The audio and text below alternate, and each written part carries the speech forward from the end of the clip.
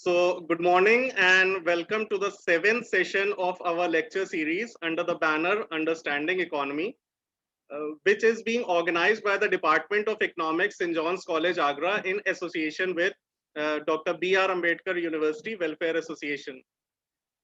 All good things have a happy ending. So, today we will be having the last session of this lecture series, but we will surely be bringing season 2 of the lecture series in a more organized way and covering more dynamic economic topics. As in the previous session, we have not provided the Zoom link to the students, but we have students in different colleges who have been provided multimedia rooms where they can sit and watch the session live.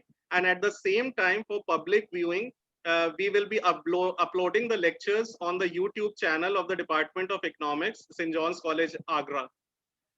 Another very important information which I want to share is that even when the lecture series is not going on, our efforts are to help our students continuously.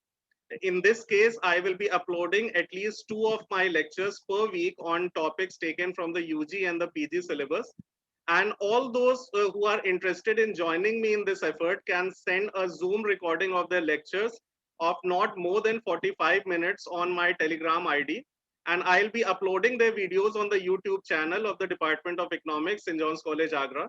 So please make sure that you give a brief introduction of yourself at the start of the recording, at the start of the recorded lecture itself. So these were some of the information. And now getting back to the topic for today is impact of liberalization, privatization, and globalization, that is the LPG model, on Indian economy and overview. So without taking much time, I would like to invite our first resource person for the day, an eminent economist, Dr. Vibha Joshi. Dr. Vibha Joshi is serving as an associate professor and she is the director of J. Krishnamurthy Study Center, Vasant College for Women, admitted to the privilege of BHU Varanasi. She has more than 22 years of teaching experience and has been a UGC visiting fellow to RSTD Nagpur Vidyapeeth, Nagpur in 2015, and visiting professor Mahamukh Buddhist University, Bangkok, Thailand in 2000. She was awarded World Vision Fellowship for 36th World Congress of the International Institute of Social Science, Beijing, China in 2014. She has been recipient of different awards and has presented papers in different seminars and conferences. Ma'am, we are very thankful that you have given your valuable time for this lecture series. In fact, Prashant sir was showing me your chat that you have yourself expressed your desire to join this series. It has given us a lot of encouragement. Now we are very excited to hear from you on this very important topic. Over to you, ma'am. Thank you so much, Neeraj ji. नमस्कार SP Singh sir को, प्रशांत जी को, नीरज जी को, जिन्होंने मेरे को introduce कराया आप सबके साथ, और साथ ही साथ जो हमारे एक और स्पीकर हैं रामावत जी को, सबको मेरी तरफ से बहुत बहुत प्रणाम और शुभकामनाएं. सबसे पहले तो मैं कहना चाहूंगी कि जो ये आपने सीरीज शुरू करी है, लेक्चर सीरीज, जो ये आपके economics department Saint John's college Agra की तरफ से है, और BR अम्बेडकर इकोनॉमिक वेलफेयर जो एसोसिएशन है उसकी तरफ से जो आपने ज्वाइंटली ये सीरीज शुरू करी, ये मुझे बहुत टेम्पटिंग लगा कि इस लॉकडाउन के समय में जब हमारे स्टूडेंट्स बहुत ज्यादा जुड़ नहीं पा रहे हैं, तब आपने सबको जोड़ा है और आपने एक उनको भारतीय अर्थव्यवस्था को समझाने का बहुत अच्छा प्रयास किया है. तो मुझे लगा कि हम भी अगर इससे जुड़े तो शायद हमारे लिए भी थोड़ा सा फायदेमंद होगा, क्योंकि जब आप किसी को कुछ बताते हो तो आप उसके बारे में खुद थोड़ा सा पढ़ते हो और आपकी समझ हर समय बढ़ती चली जाती है, राइट. तो जो मैं बात करना चाहूंगी, मैं स्क्रीन शेयर करना चाहूंगी और मैं धन्यवाद देना चाहूंगी आप सबको कि आपने मुझे लायक समझा कि मुझे इसमें आने का मौका दिया. So thank you so much for this also. So I would like to share my screen. Ma'am, I have made you the co-host. You have the screen sharing rights. Okay.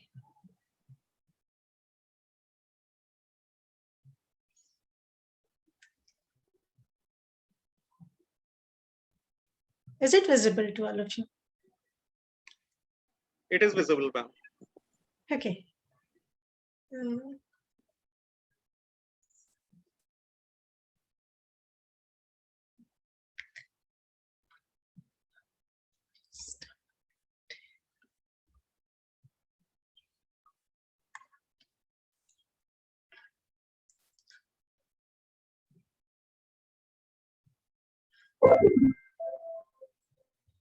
Okay, so the topic, as you have told us, that this is the LPG model. Actually, जब कभी भी हम भारतीय अर्थव्यवस्था की बात करते हैं, तो हमने ये देखा कि हमारी अर्थव्यवस्था में 1991 में 1991 में और 1991 अगर आप देखिए तो ये आज से बिल्कुल एग्जैक्टली 30 इयर्स बिफोर की बात है। आज हम 2021 में बैठे हुए हैं और हम बात कर रहे हैं 1991 की, कि जब हमारे पास एक बड़ा सा क्राइसिस आया और हमने एक नया मॉडल अडॉप्ट करने की कोशिश करी और उस मॉडल को हमने कहा कि ये हमारे पास एक ऐसा मॉडल होगा जो पूरी अर्थव्यवस्था को ट्रांसफॉर्म कर देगा। जब हम ट्रांसफॉर्म करने की बात करें तो उससे पहले थोड़ी सी जरूरत है कि हमें ये देखना पड़ेगा कि इस चीज का बैकग्राउंड क्या था। असल में जब हम बैकग्राउंड की बात करते हैं तो हम ये कहते हैं कि अर्थव्यवस्था हमारी, हम सबको पता है कि जब हम स्वतंत्र हुए तो हमने एक मिक्स्ड इकोनॉमी अपनाई और मिक्स्ड इकोनॉमी हमने जब अपनाई तो हमने ये सोचा था कि हम प्राइवेट सेक्टर को भी लेंगे, पब्लिक सेक्टर को भी लेंगे, हम एग्रीकल्चर को भी आगे बढ़ाएंगे, हम इंडस्ट्रीज को भी आगे बढ़ाएंगे, हम सर्विस सेक्टर को भी ध्यान देंगे। मतलब एक हमारा था कि हम ओवरऑल ग्रोथ करेंगे, साथ ही साथ हमें क्या चाहिए था, स्टेबिलिटी चाहिए थी, सस्टेनेबिलिटी चाहिए थी। और इसके आधार पे हमने काम करना शुरू किया और हमारे पास पंचवर्षीय योजनाओं से हमने बहुत कुछ अचीव किया। मैं उस सब में नहीं जा रही हूँ, लेकिन जैसे जैसे हम आगे बढ़ने लगे हमें ये लगा कि 70s में हमने कुछ और परिवर्तन करने की कोशिश करी और 80s में आके हम थोड़ा सा लिबरल होने की हमने कोशिश करी। हमने उदारवादी प्रकृति अपनाने की कोशिश करी अर्थव्यवस्था। ऐसा नहीं है कि जब हम उस समय उदारवादी हो रहे थे तो हमें उसका फायदा नहीं हुआ। अगर हम अर्थव्यवस्था में ट्रेंड को देखेंगे तो हमारे उदारवादी होने में हमारे इंडस्ट्रियल सेक्टर को बहुत बड़ा फायदा हुआ था, बहुत उसके जीडीपी में ग्रोथ हुई थी। लेकिन साथ ही साथ हम ये भी देख रहे हैं कि हमारी अर्थव्यवस्था में उस समय क्या हुआ कि हमने खर्चे बहुत ज्यादा बढ़ा दिए और हमारे जो इनकम जनरेशन था, जो आय के हमारे स्रोत थे, वो हम उतने व्यवस्था को हम उतनी कायदे से व्यवस्थित तरीके से मिलजुल के साथ आगे नहीं बढ़ा पाए। तो कहीं हमने जब ज्यादा प्रयास करने शुरू किया तो हमारे संसाधन संसाधन कम पड़ने लगे। ऐसी स्थिति में अगर हम कहें कि हमारे पास एक बहुत जबरदस्त क्राइसिस आया जो 91 का क्राइसिस था। ऐसा नहीं है कि भारतीय अर्थव्यवस्था के सामने संकट नहीं आए थे। हमारे पास जो भी संकट अभी तक आए थे, चाहे हम वो ड्रॉट वाला संकट ले जो सूखाग्रस्त हुआ था, जब हमें नेचुरल कैलामिटीज के कारण हमारे पास संकट आते थे, या हमारे पास जब दूसरे देशों से हमने युद्ध किया तब हमारी अर्थव्यवस्था में जो संकट आए। तो ऐसा नहीं था कि संकट नहीं आए, लेकिन ये जो संकट था ये कुछ अलग तरीके का था। हम देखें तो जितना मैंने लिखा है, जो चीजें हमारे पास है उनको अगर हम पॉइंट्स के तौर पे देखना चाहें तो हमने ये देखा कि जो हमारे पास संकट थे वो हमारा एक तो राजकोषीय घाटा जो था वो बहुत ज्यादा बढ़ गया था। ठीक है। दूसरी चीज क्या थी कि जो हमारा बैलेंस ऑफ पेमेंट था, भुगतान संतुलन था, वो पूरी तरीके से असंतुलित हो गया था। और मैंने पिछली स्लाइड में आपको दिखाया भी कि हमारे पास जो असंतुलन था वो आपके पास इतना ज्यादा हो गया था कि 1.3% से लेके बढ़ के वो आपके पास इस उसमें 2.2% हो गया था 91 के आसपास। साथ ही साथ जब हम बात कर रहे थे तो हमारा जो विदेशी मुद्रा कोष था वो घट गया था और सिर्फ 1 बिलियन आ गया था जब हम 91 की बात कर रहे थे। और इतना ज्यादा वो घट गया था कि हमारे पास जो हमारा ऋण था उसको या जो हमारे खर्चे थे वो उसको चुकाने के लिए हमारे पास 2 हफ्ते के लिए फॉरेन एक्सचेंज रिजर्व बचा था। अर्थव्यवस्था के अंतर्गत जो कीमतें थी बहुत तेजी से बढ़ रही थी, जिसको हम मुद्रास्फीति की स्थिति कह रहे थे। और साथ ही साथ जो हमारे पब्लिक सेक्टर के जितने भी एंटरप्राइजेस थे उन सब की परफॉर्मेंस बहुत अच्छी नहीं हो रही थी। तो इतने सारे क्राइसिस के बाद, इतने सारे संकटों के बाद हमें लगा था कि हमारे यहाँ क्या होना चाहिए, कोई सुधार होना चाहिए। और सुधार के लिए हमें जरूरत क्या थी, हमें कितनी जगहों पे सुधार करना था, अगर हम देखेंगे तो हम ये देखेंगे कि हमें अपनी जो थी संरचनात्मक सुधारों को लाना था, उनकी प्रवृत्ति को आगे बढ़ाना था, हमें राजकोषीय जो हमारी परेशानियां थी उनको हमें ठीक करना था, हमें अपने जो इंफ्रास्ट्रक्चर था, जो संरचनात्मक हमारी अर्थव्यवस्था के संरचनात्मक स्वरूप था या जो हमारा ये ढांचागत स्वरूप था, उसमें सुधार करने की जरूरत थी। साथ ही साथ जो अर्थव्यवस्था में हमारे पास पूंजीगत और मुद्रा बाजार था, उसमें भी सुधार की आवश्यकता थी। इतने बड़े जब सुधारों की आवश्यकता होती है, परिवर्तन की आवश्यकता होती है, तो हम कहते हैं कि हमने क्या किया उस समय में, हम न्यू इकोनॉमिक पॉलिसी लेके आए। हम उसको आर्थिक नई आर्थिक नीति भी कहते हैं, हम उसको नए आर्थिक सुधार कहते हैं। अब तो हम उस चीज को फर्स्ट जनरेशन रिफॉर्म्स भी कहने लगे हैं कि वो पहली पीढ़ी के सुधार थे। हमारा मुख्य उद्देश्य, देखिए सुधार, जब हम इकोनॉमिक रिफॉर्म्स की बात करते हैं, हम इकोनॉमिक रिफॉर्म्स से हमारा मतलब क्या होता है कि हम हर तरीके के परिवर्तन लाना चाहते हैं। हम छोटे छोटे फ्रैगमेंटेड स्तर में नहीं परिवर्तन ला रहे हैं, हम एक या दो पॉलिसी को बदल के परिवर्तन नहीं ला रहे हैं, बल्कि हम क्या कर रहे हैं, एक तरफ हम अर्थव्यवस्था में स्टेबलाइजेशन लाने की कोशिश कर रहे हैं, स्थिरीकरण लाने की कोशिश कर रहे हैं, और दूसरी तरफ हम क्या चाहते हैं कि अर्थव्यवस्था की संरचना में ही परिवर्तन हो जाए, संरचनात्मक परिवर्तन लाने की कोशिश कर रहे हैं। और इसीलिए इकोनॉमिक रिफॉर्म्स की जब हम बात करते हैं तो हमें तीन चीजें हमारे पास आई, जिनको हमने नाम दिया एलपीजी मॉडल। एलपीजी मॉडल का मतलब क्या है, एक आपके पास है लिबरलाइजेशन, एक है प्राइवेटाइजेशन और एक है आपके पास ग्लोबलाइजेशन। जब हम मतलब क्या है कि अर्थव्यवस्था का उदारवादी होना, अर्थव्यवस्था में निजीकरण होना और साथ ही साथ अर्थव्यवस्था का भूमंडलीकरण होना, ये तीन चीजों को हम अपने यहाँ लाने की कोशिश करने लगे। जब हम तीन चीजों को लाने की कोशिश करते हैं तो ये तीनों चीजें ऐसी नहीं है कि एक दूसरे से बहुत अलग है, ये तीनों चीजें आपस में जुड़ी हुई हैं। अभी मैंने आपको बताया कि जब हम 1980 में थोड़ा सा उदारवादी होने की कोशिश कर रहे थे तो हमारे पास सुधार हुआ, लेकिन उस समय हमने उदारवादिता के साथ निजीकरण और भूमंडलीकरण को नहीं जोड़ा था, और इसलिए एक तरफा विकास हो, और शायद हो सकता है कि वो जो संकट हमारे सामने आया वो इसीलिए आया क्योंकि हम एक तरफ विकास कर रहे थे या एक तरफ परिवर्तन ला रहे थे। तो जब हमें परिवर्तन लाना था तो हमें तीनों तरफ लाना था, या चौतरफा परिवर्तन लाना जिसको कहते हैं। अब जो मैं आपसे बात करूंगी कि हम एक एक करके इनको देखेंगे कि इनका मतलब क्या है। जब हम उदारवादी कहते हैं तो उसका मतलब क्या है, उदारवादी जब हम कहते हैं, लिबरलाइजेशन हम कहते हैं, तो ये एक बहुत विस्तृत जिसको कहते हैं टर्म है, जो नॉर्मली इसलिए यूज किया जाता है कि जो सरकार का नियमन है और जो सरकार का नियंत्रण है, बेसिकली जो आर्थिक क्रियाओं पर है उसको थोड़ा सा कम कर, ठीक। या दूसरे शब्दों में हम कह सकते हैं कि जो जब हमने इंडियन इकोनॉमी में लिबरलाइजेशन अपनाया तो हम ये कह सकते हैं कि हमने जो राज्य का जो एक दर्शन होता है अर्थव्यवस्था को चलाने का, उस दर्शन को परिवर्तित करने की कोशिश करेंगे। लिबरलाइजेशन को अगर हम डिफाइन करने की कोशिश करें तो एक डेफिनेशन मेरे पास है, स्टीवन एंड दो तीन ऑथर्स और हैं, जिसमें वो कहते हैं कि आपके पास economic liberalization refers to the reduction or elimination of government regulations or restrictions on private business and trade। मतलब हम क्या चाह रहे थे कि हर तरीके से जो सरकार का नियंत्रण है उसको थोड़ा सा कम करना चाह रहे थे, जो सरकार नियमित करने की कोशिश करती है उन नियमनों को हम कम करना चाह रहे थे। तो बेसिकली अगर हम देखें तो हमारे जो कोर फीचर्स और लिबरलाइजेशन क्या थे कि हम जो हमारी औद्योगिक जो समाज है उसके तरफ जो राज्य का एटीट्यूड है उसको बदलने की कोशिश कर रहे थे। दूसरी तरफ अगर हम देखें तो हम क्या कर रहे थे कि जो हमारी केंद्रीय नियोजित अर्थव्यवस्था है उसको हम ले जा रहे थे किस तरफ, बाजार से प्रभावित होने वाली अर्थव्यवस्था की तरफ ले जाने की कोशिश कर रहे थे। अगर हम कहें कि हम लिबरलाइजेशन में क्या करना चाह रहे थे कि जो सरकार के बहुत ज्यादा कठिन तरीके से इंटरवेंशन हो रहे हैं या जो सरकार हस्तक्षेप करती है, उन हस्तक्षेप को कम करने की हम कोशिश करना चाह रहे थे। या अगर हम और दूसरे शब्दों में कहें तो हम जो चाह रहे थे, हम जो राष्ट्रीयकृत व्यवस्था है उसको बदल के हम निजी करण की तरफ जाना चाह रहे थे, और ये सारे काम हमने लिबरलाइजेशन में करने की कोशिश करी थी। अब अगर हम देखें मेन एक्टिविटीज क्या थे, आखिर हम लिबरलाइज क्या कर रहे हैं, तो हमारी अर्थव्यवस्था में जो लाइसेंसिंग सिस्टम था, जो परमिट राज था, सबसे पहले हमने उसको खत्म करने की कोशिश करी, और जो प्राइवेट कॉर्पोरेट सेक्टर था उसको हमने क्या किया, लाल फीताशाही आपने सुना होगा, ब्यूरोक्रेटिक कंट्रोल्स आपने सुना होगा, उन सब से हमने मुक्त करने की कोशिश करी, ताकि जो ऑफिस से ऑफिस तक हमारी फाइल्स जा रही हैं, हमारी जो इकोनॉमिक एक्टिविटीज है वो इन सब से फ्री हो जाए और तेजी से अर्थव्यवस्था में सुधार आ सके।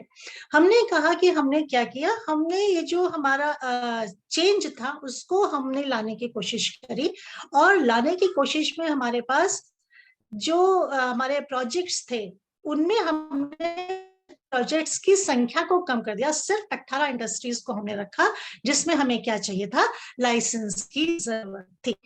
अब अगर हम आगे देखें तो हमारे पास, क्योंकि मैंने आपको पहले कहा कि जब हम लिबरलाइजेशन कर रहे हैं तो हमारा मतलब क्या है कि हम नेशनलाइज सिस्टम से कहाँ जा रहे हैं, प्राइवेटाइज सिस्टम की तरफ जा रहे हैं। और जब हम प्राइवेटाइज सिस्टम की तरफ जा रहे हैं तो हम ये कहते हैं कि हमारा दूसरा कदम इसके साथ क्या था, प्राइवेटाइजेशन का था, निजीकरण का था। निजीकरण की जब हम बात करते हैं तो इसको अगर हम बहुत सीमित शब्दों में कहें तो हम ये कहते हैं कि जो हमारा सार्वजनिक क्षेत्र होता है उसकी जो ओनरशिप है या जो उसका स्वामित्व है उसको हम क्या करें, निजी क्षेत्र को दे दें, या तो हम संपूर्ण रूप से दें या तो हम उसको आंशिक रूप से दें, ठीक है। दूसरे सेंस में जब हम निजीकरण की बात करते हैं तो ये भी हम कहते हैं कि जो अर्थव्यवस्था में जितने सेक्टर अभी तक हमने सार्वजनिक क्षेत्र के लिए संरक्षित रखे हुए थे या सुरक्षित रखे हुए थे, अब उन क्षेत्रों में भी हम निजी क्षेत्रों को आने देंगे और उसमें उनको भी अपनी उत्पादन करने देंगे या उसमें भी उनको काम करने देंगे। जब हम काम करने की बात करते हैं तो प्राइवेटाइजेशन में हमें तीन सुधारों के या तीन रूप में प्राइवेटाइजेशन हो सकता है या निजीकरण हो सकता है। एक तो स्वामित्व के स्तर पर जब हम ओनरशिप मेजर्स लेते हैं, दूसरा जो संगठनात्मक मेजर्स होते हैं जब हम संगठन में ही सुधार करते हैं। आपने देखा होगा कि 1991 की जो औद्योगिक नीति आई उसमें ही हमने सुधार करने की कोशिश करी, हमने मिश्रित अर्थव्यवस्था में जितने हमारे सार्वजनिक क्षेत्र के उद्योग थे उनकी संख्या कम करी, और साथ ही साथ हम जो हमारी ऑपरेशनल मेजर्स होते हैं, जिन उपायों के द्वारा हम काम करते हैं अर्थव्यवस्था में, उसमें भी सुधार की जरूरत होती है। सुधार की जब जरूरत होती है तो एक्चुअली हमें प्राइवेटाइजेशन की जरूरत क्यों पड़ रही थी, क्योंकि हम ये देख रहे थे कि जो हमारा सार्वजनिक क्षेत्र है वो एक तो उसका साइज बहुत बड़ा हो गया था और वो बहुत कहीं एफिशिएंटली काम नहीं कर पा रहा था, उसकी कुशलता में कमी आ गई थी, क्योंकि उसमें जो है एक वर्क कल्चर जो कहा जाता है वो कहीं छूट गया था। आपने देखा कि ब्यूरोक्रेसी बहुत ज्यादा प्रभावित हो गई थी, गवर्नमेंट इंटरफेरेंस हो जाता है। तो हम क्यों निजीकरण चाहते हैं, क्योंकि हम चाहते हैं कि जो हमारा पब्लिक सेक्टर है उसका साइज कम हो जाए और साथ ही साथ जो हमारी एफिशिएंसी है अर्थव्यवस्था की वो बढ़ जाए।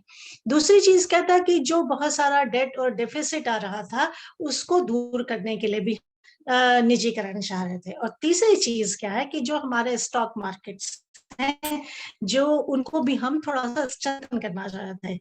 यहाँ पे एक प्रश्न मेरा, स्टूडेंट है, आपने बहुत बड़े इंडियन इकोनॉमिक्स में बहुत कुछ पढ़ा होगा, आपने स्टॉक मार्केट में के भी बारे में सुना होगा। तो यहाँ पे मेरा एक प्रश्न है कि आप में से पता नहीं कितने बच्चे ये जानते हैं कि जो हमारा नेशनल स्टॉक एक्सचेंज है वो कब स्टैब्लिश हुआ और उसने कब काम करना शुरू हुआ।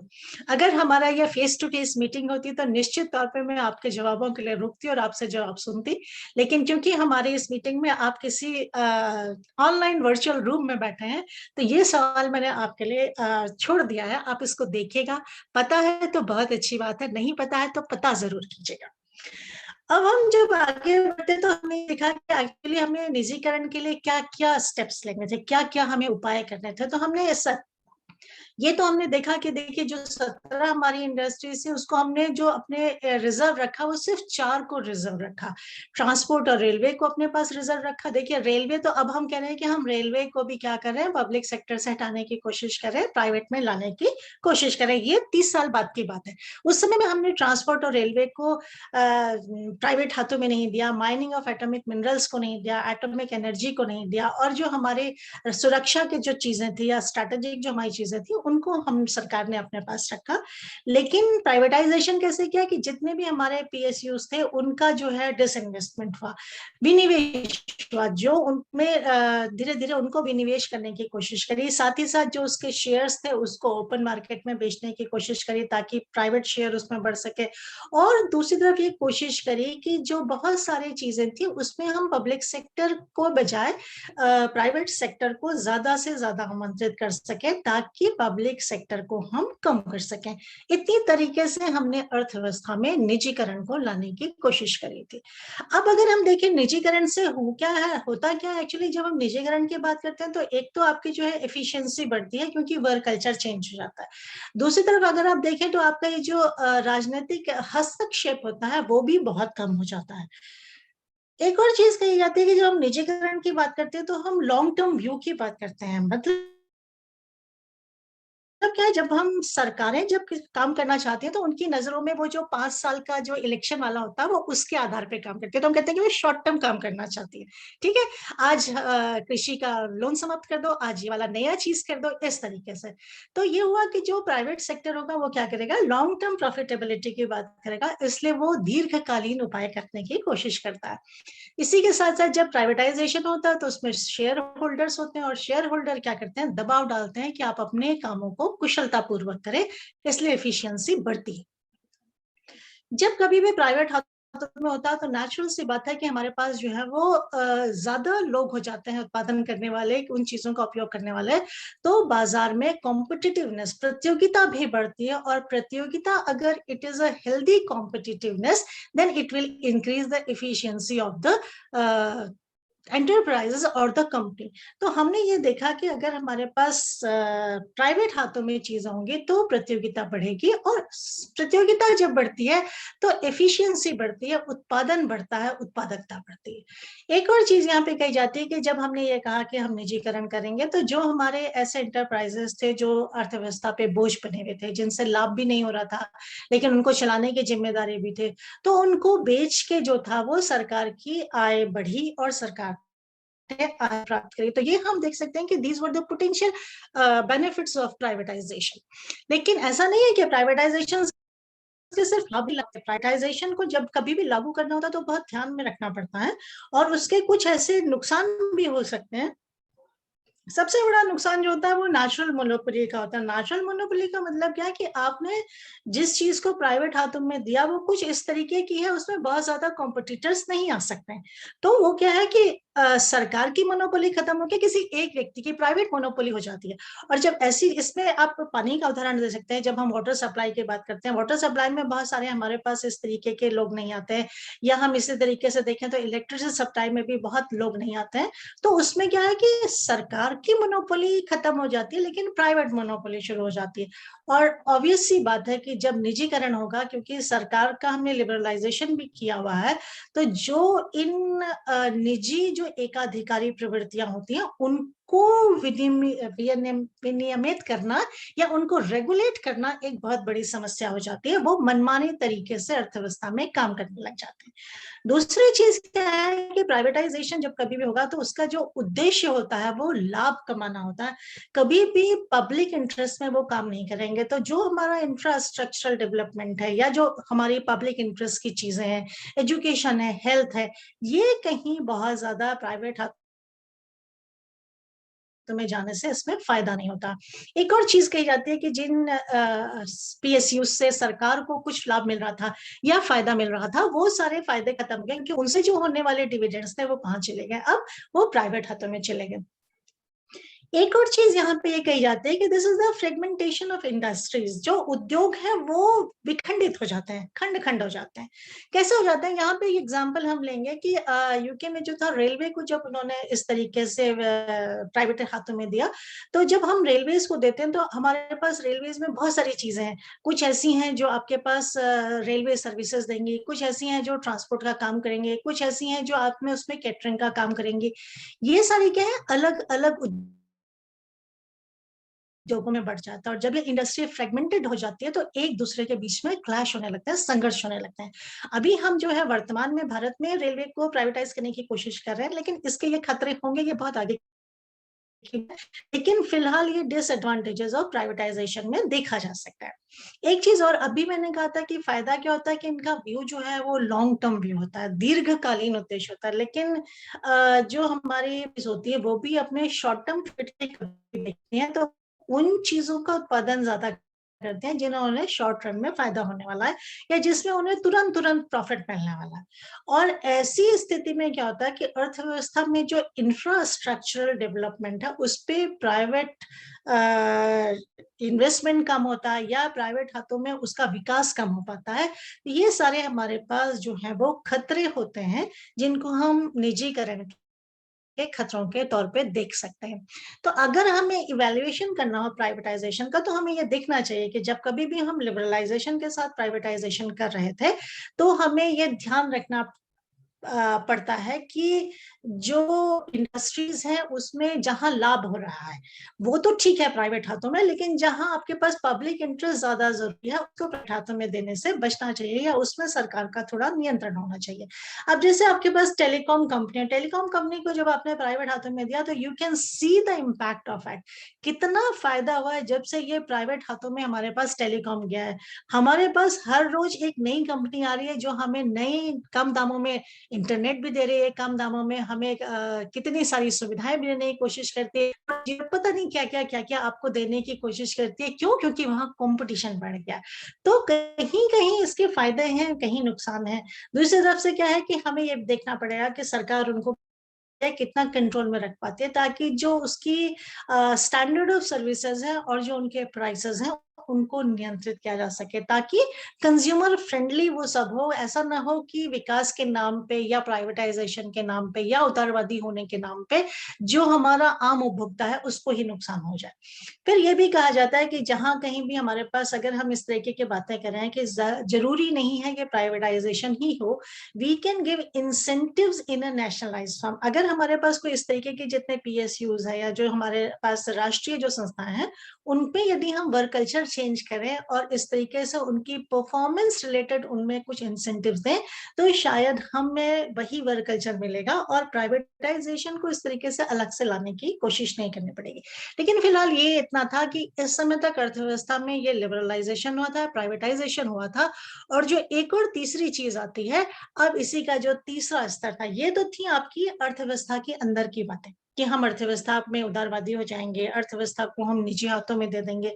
अब तीसरा जो स्टेप आता है कि जब कभी भी आप कुछ इस तरीके की बातें करना चाहते हैं तो आपके पास ग्लोबलाइजेशन, भूमंडलीकरण, मतलब क्या है कि अब आप अपनी अर्थव्यवस्था को बाकी जो विश्व की अर्थव्यवस्था है उसके साथ एकीकृत करना चाहते हैं।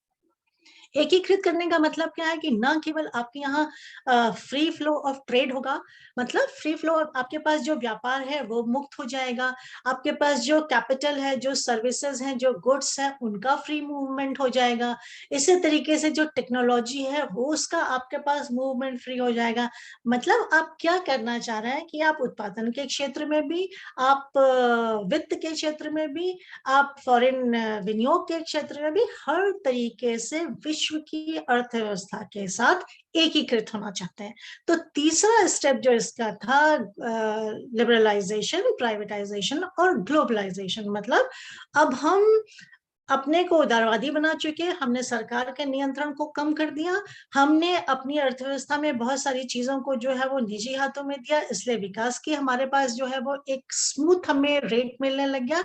अब हम क्या चाह रहे हैं कि अब हम विश्व के स्तर पर एकीकृत हों और जो विश्व की अर्थव्यवस्थाओं से मिलने वाले फायदे हैं उन फायदों को भी हम उठा सकें। तो जब हम ये कहते हैं तो हम ये कहते हैं ग्लोबलाइजेशन के लिए जो स्टेप्स हमने लिए थे, बेसिकली उनके जो स्टेप्स होते हैं वो एक तो जो आपकी इंपोर्ट ड्यूटी होती है जिसको हम कहते हैं टैरिफ को कम करना या टैरिफ को खत्म करना।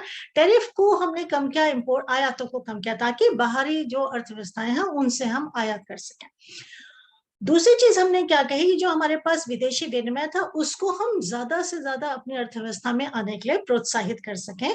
और तीसरी चीज, न केवल विदेशी विनियोग बल्कि विदेशी जो तकनीकी है उसको भी हम अपने यहाँ ज्यादा से ज्यादा ला सकें। और आपकी अर्थव्यवस्था में बहुत सारे ऐसे उदाहरण हैं जहां हमने देखा कि हमारे पास एफडीआई जो है वो हर तरीके की चीजों में जो है कहीं कहीं 100% हो गया है, कहीं कहीं वो किसी किसी परसेंटेज में है। फॉरेन टेक्नोलॉजी इतनी ज्यादा इस समय हमारे पास है कि हम बड़े बड़े जहाज तक बना ले रहे हैं उस टेक्नोलॉजी की मदद से। और इंपोर्ट ड्यूटी घटने से क्या हुआ है कि हमारी अर्थव्यवस्था में हमें बहुत सारी चीजें ऐसी हैं जो हमें अब बाहर जाने की जरूरत नहीं है, हमें अपने ही लोकल मार्केट में वो मिल जाती है। तो जो बेनिफिट्स ऑफ ग्लोबलाइजेशन अगर हम बहुत एक छोटे से तौर पे देखना चाहें तो हमारे पास क्या है, ये जो डेवलपमेंट ऑफ मल्टीनेशनल कॉर्पोरेशंस है वो कॉर्पोरेशंस इंडिया में आए और उनका प्रभाव हुआ, रोजगार भी बढ़ा। साथ ही साथ जो इंफॉर्मेशन टेक्नोलॉजी है, क्योंकि जो information technology it helps to be globalised. और ये आपने देखा कि हम ग्लोबलाइजेशन के थ्रू क्या होता है, भूमंडलीकरण के थ्रू क्या होता है कि आपकी जो आउटसोर्सिंग है वो बहुत तेजी से हो जाती है। मतलब आउटसोर्सिंग का मतलब क्या है कि आप अपनी अर्थव्यवस्था में विकास करने के लिए आप बाहरी जो आपके पास, चाहे आपको वो सस्ती पूंजी मिल रही हो या सस्ता श्रम मिल रहा हो, इन सब चीजों के माध्यम से हम अपना विकास करने लगते हैं। आउटसोर्सिंग आपने देखा हो कि बहुत तेजी से हमारे पास जो है ये ऐसी कंपनीज हैं जो मल्टीनेशनल कॉर्पोरेशन है, जो इंडियन जो है वो उन लोगों को अपने यहाँ ले रही हैं ज्यादा से ज्यादा। And they are working in call centres and so many other MNCs, जहां इनकी सुविधाओं का, इनकी सेवाओं का लाभ उठाया जा रहा है। ठीक, तो these were the benefits of globalisation. अब हम ये कहें कि इन तीनों चीजों का हमारे पास, क्योंकि तीनों चीजें क्या थी, actually all these three were the part of economic reforms. ये तीनों चीजें क्या थी, हमारे आर्थिक सुधारों का ही हिस्सा थी। तो अगर हमने आर्थिक सुधार में इन सबको लागू किया तो फायदा क्या हुआ हमें? फायदा हमारा ये हुआ कि हमें जो सबसे पहला फायदा हुआ, that was the increase in national product. अब देखिए, हम जब इंडियन इकोनॉमी की बात करते हैं या इंडियन इकोनॉमिक्स पढ़ाते हैं तो जब कभी भी हम इस तरीके की स्टेटमेंट देते हैं हमारे पास एक डेटा होना चाहिए सपोर्ट में। ठीक, लेकिन यहाँ मैंने डेटा नहीं रखा है क्योंकि वो जैसे ही आप टेबल लाते हैं और डेटा लाते हैं इट बिकम्स वेरी बोरिंग। और आपके पास किताबें हैं, आपके पास इंडियन इकोनॉमिक्स की बहुत सारी किताबें हैं, चाहे आपके पास दत्तन सुंदरम की किताब हो, चाहे आप इकोनॉमिक सर्वे को आप देखना चाहें। बस आप ये देख लीजिए कि उस समय फायदे क्या हुए थे। और आप देखिएगा कि किसी भी आप किताब में देखिएगा या किसी भी आप इकोनॉमिक सर्वे में देखिएगा तो you can see the change कि जो हमारा राष्ट्रीय उत्पाद था, जीडीपी बहुत तेजी से बढ़ा था उस समय में।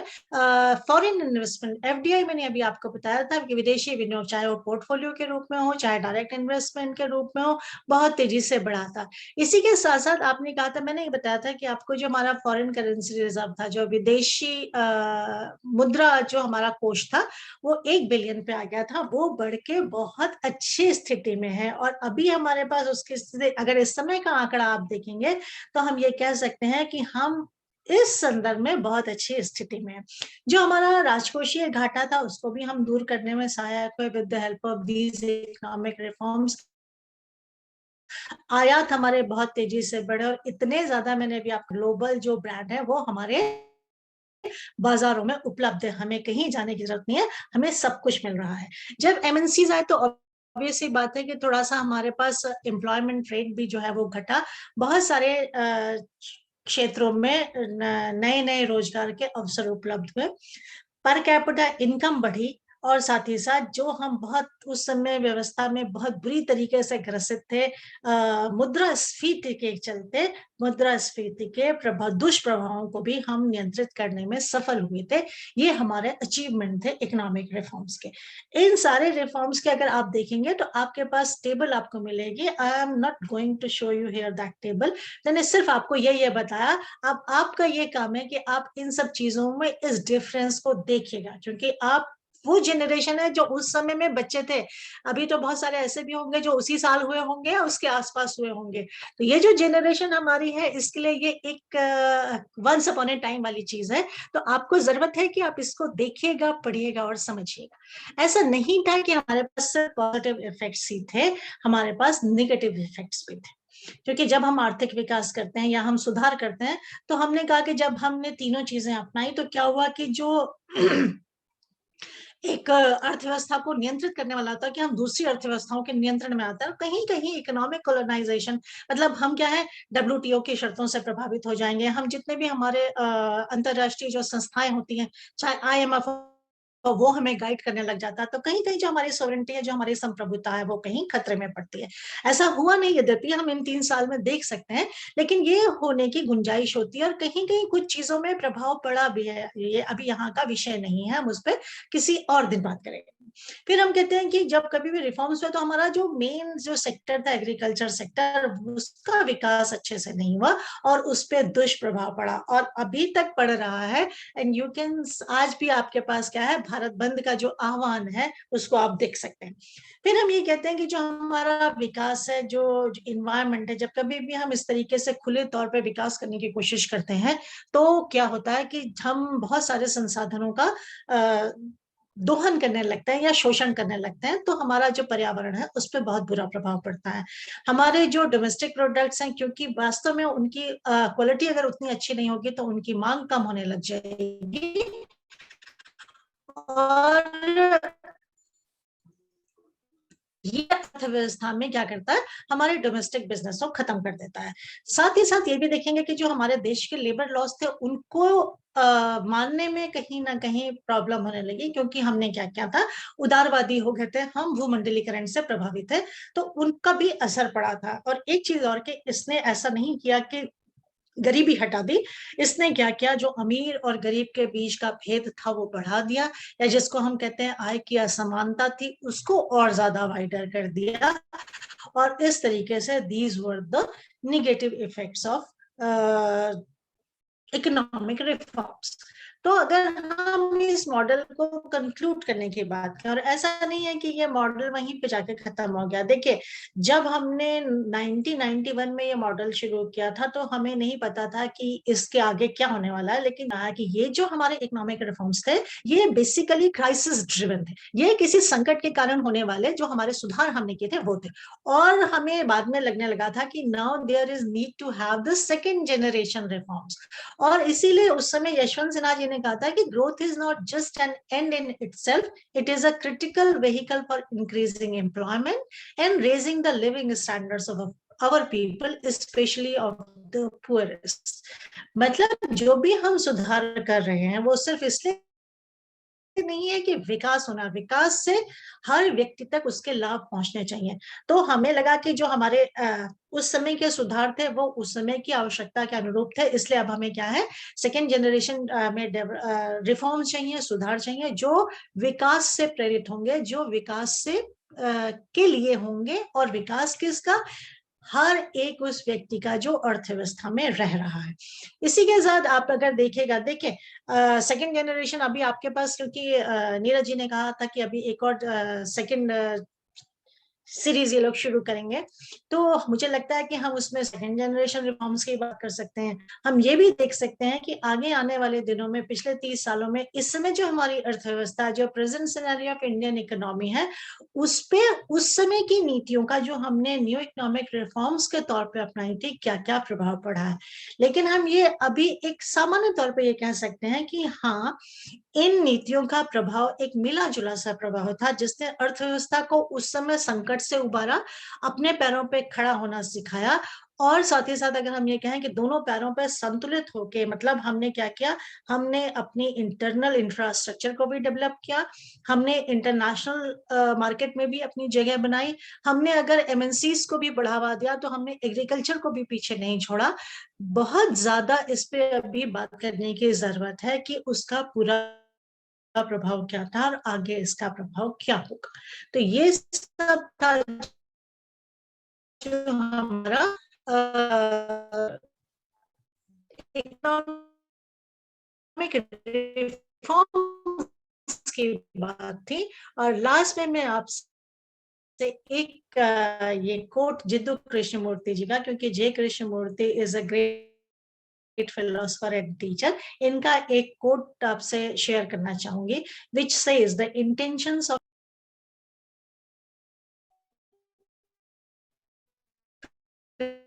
जी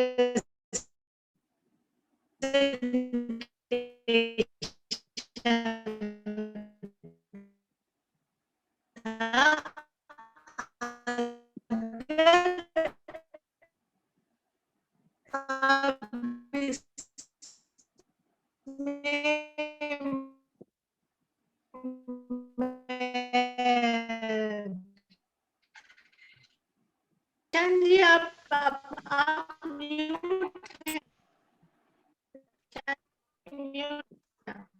अनम्यूट कीजिए।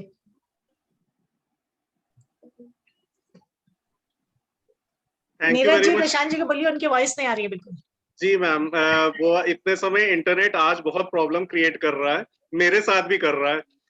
तो इनफैक्ट मैम, आपको बहुत बहुत धन्यवाद इस बहुत ही सुंदर लेक्चर के लिए। एक्चुअली आपके लेक्चर को अगर हम लोग समराइज करें आज, तो ये कहना चाहिए कि अर्थशास्त्र भी एक अलग दुनिया है और वो दुनिया नहीं बदलती है। अगर हम 1991 फर्स्ट जनरेशन रिफॉर्म्स की बात करें, तो उतने समय भी अगर हम देखें तो वही डिस्कशन हो रहे होंगे जो आज हो रहे हैं। उतने समय प्राइवेटाइजेशन एक बड़ा मुद्दा होगा, उस पर बहुत सारे विचार रखे जा रहे होंगे, वही आज रखे जा रहे हैं। उस दिन 17 पब्लिक सेक्टर अंडरटेकिंग शायद थी और उसमें से 4 बची। आज सिर्फ वो 4 प्राइवेट हो रही। तो ये सिर्फ राजनीति एकदम फर्क चीज है, पक्ष विपक्ष अलग चीज है। जो उतने समय अर्थशास्त्र था वही अर्थशास्त्र आज भी है। तो अगर हम फर्स्ट जनरेशन रिफॉर्म्स की बात करें, तब भी एलपीजी मॉडल था, और अगर शायद आज सेकेंड जनरेशन रिफॉर्म्स या आज की तारीख में जो मेजर लिए जा रहे हैं, चाहे वो रेलवे का प्राइवेटाइजेशन हो, तो वो भी एलपीजी मॉडल से ही प्रेरित है। So that means economics is following economics. It may happen that politics is not following politics, but definitely economics was there and economics will be. So we are very thankful to you, ma'am. और जिस प्रकार से मैंने बोला है, हम लोगों के कुछ limitations हो गई थी, एक्चुअली बच्चों के अब एग्जामिनेशन आ रहे हैं, तो हम लोग इस वजह से लेक्चर सीरीज को थोड़ा सा स्टॉप कर रहे हैं, but we will be bringing it back on a bigger note. और उस बीच में हम लोगों ने थोड़ा बच्चों को और हेल्प करने के लिए सोची है, क्योंकि इस बार बच्चों के क्लासेस बहुत अफेक्ट करें, तो इसलिए हम लोगों ने ये करा है कि the YouTube channel will be open, और जो भी शिक्षक इसमें इंटरेस्टेड हैं, वो अपने जो भी टॉपिक अपना सूटेबल समझते हैं, जो सिलेबस का पार्ट है, उसके लेक्चर्स मेरी टेलीग्राम आईडी पे भेज सकते हैं। I will be uploading it on our YouTube channel, और उसको हर कॉलेजेस में शेयर भी कर दिया जाएगा, जिससे एक लेक्चर को मैक्सिमम बच्चे अपने एग्जामिनेशन के लिए यूज कर सके।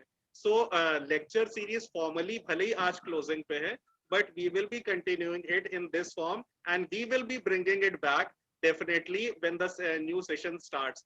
प्रशांत सर, आज आपके माइक को थोड़ा सा वो प्रॉब्लम आ रही है, अपना माइक चेक कर लीजिए। मेरे ख्याल से आप भी कुछ बोलना मांग रहे हैं, तो प्लीज अपना माइक अनम्यूट करके, we would definitely like to hear from you, क्योंकि आज क्लोजिंग सेशन में हम लोग हैं, then we will be starting with the next session, next lecture.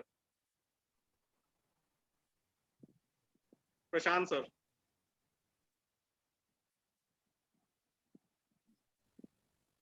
I think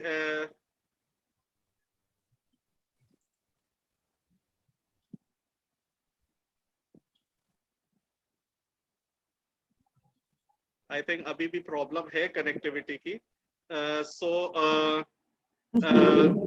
now it's time to hear from our second resource person, Mr. Ram Awadh Singh Yadav, who is working as the head of the Department of Economics, JLN College, ETA. His area of research has been agriculture, and he has published 10 research papers and has attended over 50 national and international conferences. We are very thankful to you, sir, for accepting our invitation.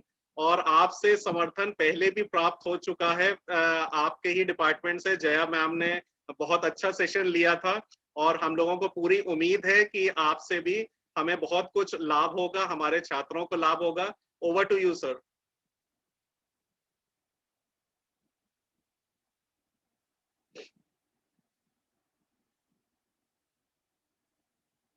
Sir अपना mic unmute कर लीजिए, Ram sir अपना mic unmute कर लीजिए। आप सुनाई दे रहा है सर? बिल्कुल सुनाई दे रहा है।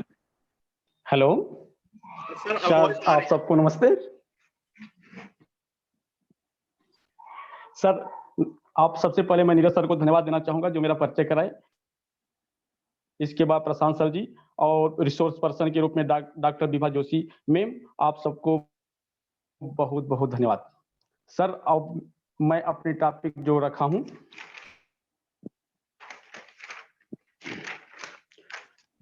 भारतीय अर्थव्यवस्था में कृषि की भूमिका, समस्याएं तथा समस्या समाधान के लिए उठाए गए प्रभावी कदम।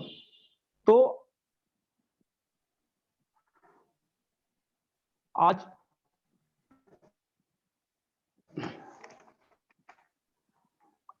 हम लोग एग्रीकल्चर पे बात करते हैं। तो एग्रीकल्चर सेक्टर जो है कि आज से नहीं, बहुत पुराना सेक्टर है और जब से कहा जाएगा कि ये देखा जाए तो करना प्रारंभ किया, लेकिन जो समस्याएं शुरुआती दौर में थी किसानों के पास, खेती करने वालों के पास, वो समस्या आज भी लगभग विद्यमान है।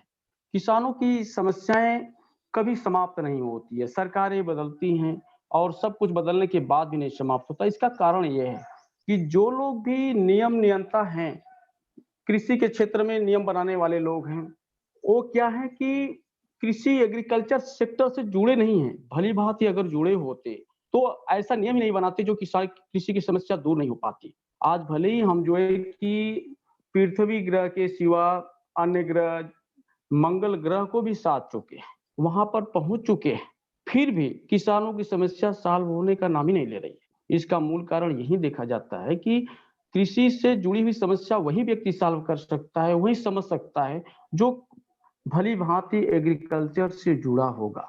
अगर जो व्यक्ति एग्रीकल्चर से जुड़ा ही नहीं है तो कृषि की समस्या को भली भांति नहीं समझ सकता है। एक कहावत है कि जाके पैर न फटी भिवाई, वो क्या जाने पीर पर आई। तो वही कंडीशन है कि जो खेती को किया ही नहीं है, किसान की जिंदगी को जिया ही नहीं है, वो अगर नियम कानून अगर कोई भी कुछ भी बनाता है तो भली भांति से मतलब 100% लागू नहीं हो पाता है। इस संदर्भ में हम आते हैं अपनी जो टॉपिक लिया हूँ, इसी से संबंधित लिया हूँ। मेरी टॉपिक है भारतीय अर्थव्यवस्था में कृषि की भूमिका, समस्या तो समस्या समाधान के लिए उठाए गए कदम। और उसमें हम पहले थोड़ी सी भूमिका देते हैं और इसके बाद हम एक एक कर अपने टॉपिक को देखेंगे। उसमें हम देखेंगे कि भारतीय अर्थव्यवस्था में कृषि की क्या भूमिका रही है, भूमिका के बाद देखेंगे इसकी समस्याएं क्या है, समस्याओं के बाद हम देखेंगे कि सरकार ने समय समय पर क्या कदम उठाए हैं, उनके विषय में थोड़ा सा देखें, क्योंकि सारे जो आए हैं नियम उनको तो हम देख नहीं सकते हैं।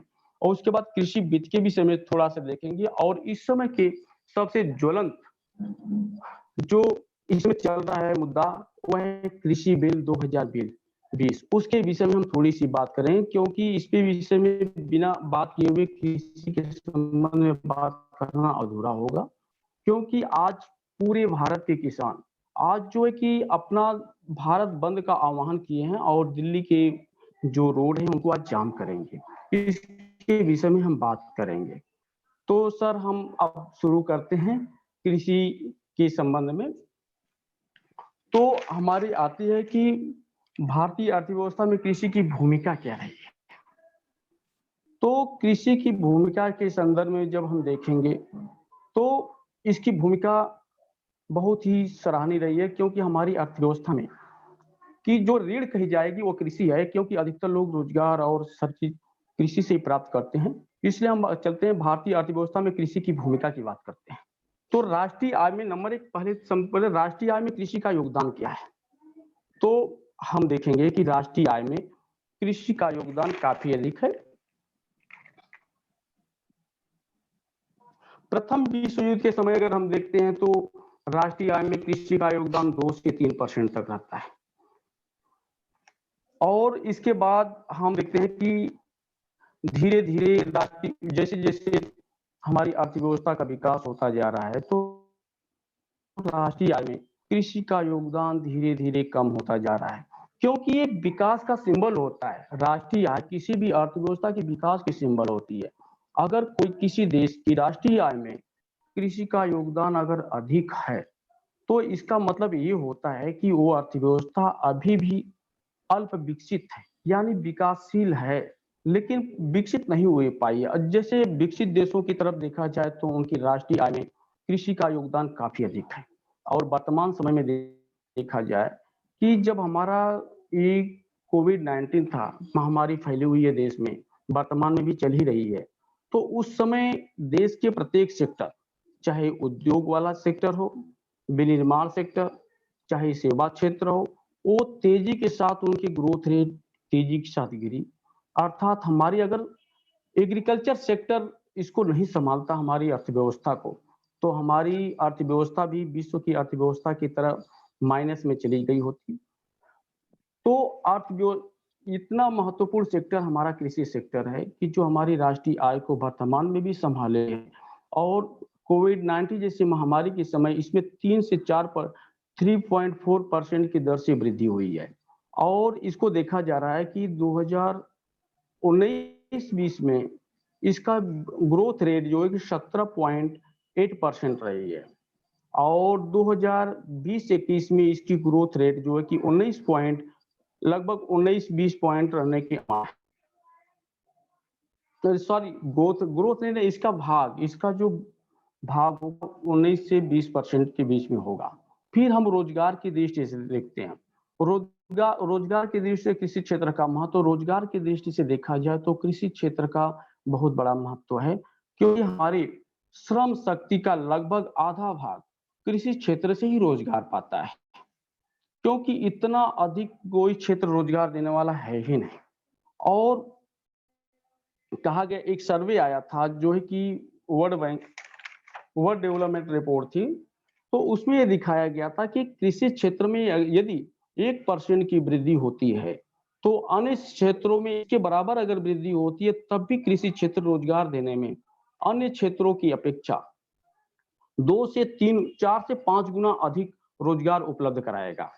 और इसके साथ ही जो है कि ये अन्य क्षेत्रों को रोजगार उपलब्ध कराने के साथ साथ उनके लिए डिमांड भी उपलब्ध क्रिएट करता है। फिर बढ़ती हुई जनसंख्या के लिए खाद्यान्नों की आपूर्ति, हमारे देश में जनसंख्या काफी अधिक है, क्योंकि विश्व में जनसंख्या के आधार पे हम दूसरे देश के रूप में दूसरे स्थान पर आते हैं। चीन हमसे केवल जनसंख्या में आगे है, और कुछ देश के बराबर तो हमारे देश में प्रत्येक वर्ष लोग पैदा होते हैं। फिर भी इतनी बड़ी जनसंख्या को खाद्यान्न तो भोजन तो चाहिए, भोजन उपलब्ध करने के लिए हमारा एग्रीकल्चर क्षेत्र ही उसको संभाला हुआ है। अगर एग्रीकल्चर क्षेत्र न होता तो हमारा ये जो बढ़ती हुई जनसंख्या के लिए भोजन के लिए खाद्यान्नों को आयात करना पड़ता, जो हमारी अर्थव्यवस्था पे भारी संकट होता। पूंजी निर्माण में सहयोग, अब देखा जाए तो हमारा एग्रीकल्चर क्षेत्र जो है कि पूंजी निर्माण में काफी अधिक सहयोग करता है। कहा जाता है, सभी अर्थशास्त्री इस बात को मानते हैं कि किसी भी अर्थव्यवस्था के विकास के लिए पूंजी निर्माण बहुत ही जरूरी है। अगर पूंजी निर्माण की दर कम होती है जिस अर्थव्यवस्था में, वो अर्थव्यवस्था बहुत तेजी के साथ विकास नहीं कर सकती है। अतः हमारे देश में पूंजी निर्माण में हमारे कृषि क्षेत्र का काफी योगदान रहा है। औद्योगिक विकास के लिए कृषि का, आप देखा जाए तो औद्योगिक विकास के लिए हमारे देश में कृषि का महत्व काफी अधिक है, क्योंकि कई ऐसे उद्योग हैं जो कृषि क्षेत्र पर ही आधारित होते हैं, जैसे चीनी उद्योग है, कपड़ा उद्योग है, और जूट उद्योग, और अनेक प्रकार के ऐसे उद्योग हैं जो एग्रीकल्चर क्षेत्र पर ही आधारित हैं, और एग्रीकल्चर क्षेत्र से उनको कच्चे माल की प्राप्ति होती है। इसके साथ ही एग्रीकल्चर सेक्टर केवल कच्चे माल ही उपलब्ध नहीं कराता है, अन्य सेक्टर को, विनिर्माण क्षेत्र हो या सेवा क्षेत्र में लगे हुए लोगों को हमारा औद्योगिक क्षेत्र भोजन भी उपलब्ध कराता है। एग्रीकल्चर क्षेत्र भोजन भी उपलब्ध कराने का कार्य करता है। साथ ही साथ अगर हमारा एग्रीकल्चर क्षेत्र जो है कि अन्य क्षेत्रों के लिए डिमांड भी क्रिएट करता है, क्योंकि एग्रीकल्चर में लगे हुए लोग की आय यदि बढ़ती है तो वो उद्योगों में बने हुए वस्तुओं की डिमांड करते हैं। अगर किसी भी अर्थव्यवस्था का, यदि हम अपनी भारतीय अर्थव्यवस्था का सोचें तो भारतीय अर्थव्यवस्था में यदि हम कृषि क्षेत्र को अगर खत्म हो जाए तो सारे सेक्टर ऑटोमेटिक खत्म हो जाएंगे, क्योंकि उनके विनिर्मित वस्तुओं की डिमांड कौन करेगा। इसलिए औद्योगिक विकास के लिए भी हमारा कृषि क्षेत्र बहुत ही महत्वपूर्ण भूमिका निभाता है। अंतर्राष्ट्रीय व्यापार और कृषि। अंतर्राष्ट्रीय व्यापार की अगर हम प्रारंभ के वर्षों में देखें तो भारत अनेक ऐसी वस्तुओं का उत्पादन करता था तथा उनका अंतर्राष्ट्रीय स्तर पे व्यापार भी करता था। लेकिन वर्तमान समय में इसकी स्थिति कुछ खराब भले हुई है, फिर भी इसकी हम भी आज के डेट में भी कई ऐसी वस्तुएं हैं कृषि से संबंधित जिनका हम निर्यात करते हैं, जिससे हमारे देश को काफी मात्रा में जो है कि विदेशी पूंजी प्राप्त होती है।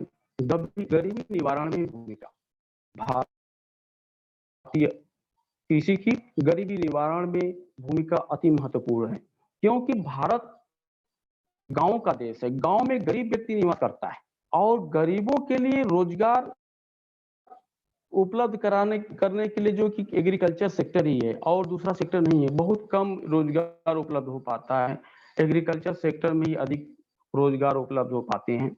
और गरीबों की निवारण के लिए अगर हमारे एग्रीकल्चर सेक्टर में थोड़ा सा तेजी से विकास होने लगता है तो गरीबी भी बहुत तेजी से कम होती है। अब हम आते हैं तो भूमिका होगी। अब आते हैं हम कि समस्याएं क्या है हमारे एग्रीकल्चर सेक्टर की समस्याएं।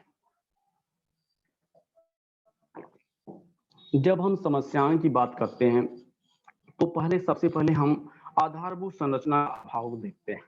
हमारे देश में वर्तमान समय में भी आधारभूत संरचना का काफी अभाव है। आधारभूत संरचना में आते हैं जैसे अच्छे रोड, इसके बाद शक्ति के संसाधन यानी बिजली, सिंचाई की सुविधाओं के साथ साथ विपणन की जो समस्याएं हैं उससे संबंधित सुविधाएं हैं वो आती हैं। और उर्वरक के बाद जो कीटनाशक, उन्नत किस्म के बीज, आज के समय में भी इन आधारभूत संरचनाओं का काफी अभाव है, क्योंकि अभी भी कुछ समस्याएं सॉल्व होने के बाद भी किसानों के पास जो पैदावार हो जाती है यानी फसल पैदा हो जाती है तो उनको मार्केट भी उपलब्ध नहीं हो पाता है, क्योंकि या तो मार्केट पूर्ण विकसित नहीं है या तो मार्केट उनकी जो फसल उत्पादन करते गांव से काफी दूरी पर है। तो उनके जो उत्पादन करते हैं वो औने पौने दाम में बिकते हैं। अगर उनको सही से जो है कि मार्केट प्राप्त हो जाती या ऐसी सुविधाएं होती, यातायात के ऐसे संसाधन होते जिससे वह अपने माल को तेजी की मतलब कम समय में अच्छी मार्केट में या अच्छी मंडियों में पहुंचा ले तो उनका काफी अच्छा रेट मिलता। मैं वर्तमान में समय में एटा में रहता हूं, कभी कभी रोडों पे निकलता हूं तो किसान जो है कि ये जो गोभी होती है ना, गोभी को ढेर में बेचता है और एक ढेर में उसका 2-3 गोभी होती है जो 2-3 केजी के बराबर होती है, वो 10 रुपए की एक ढेर बेचता है।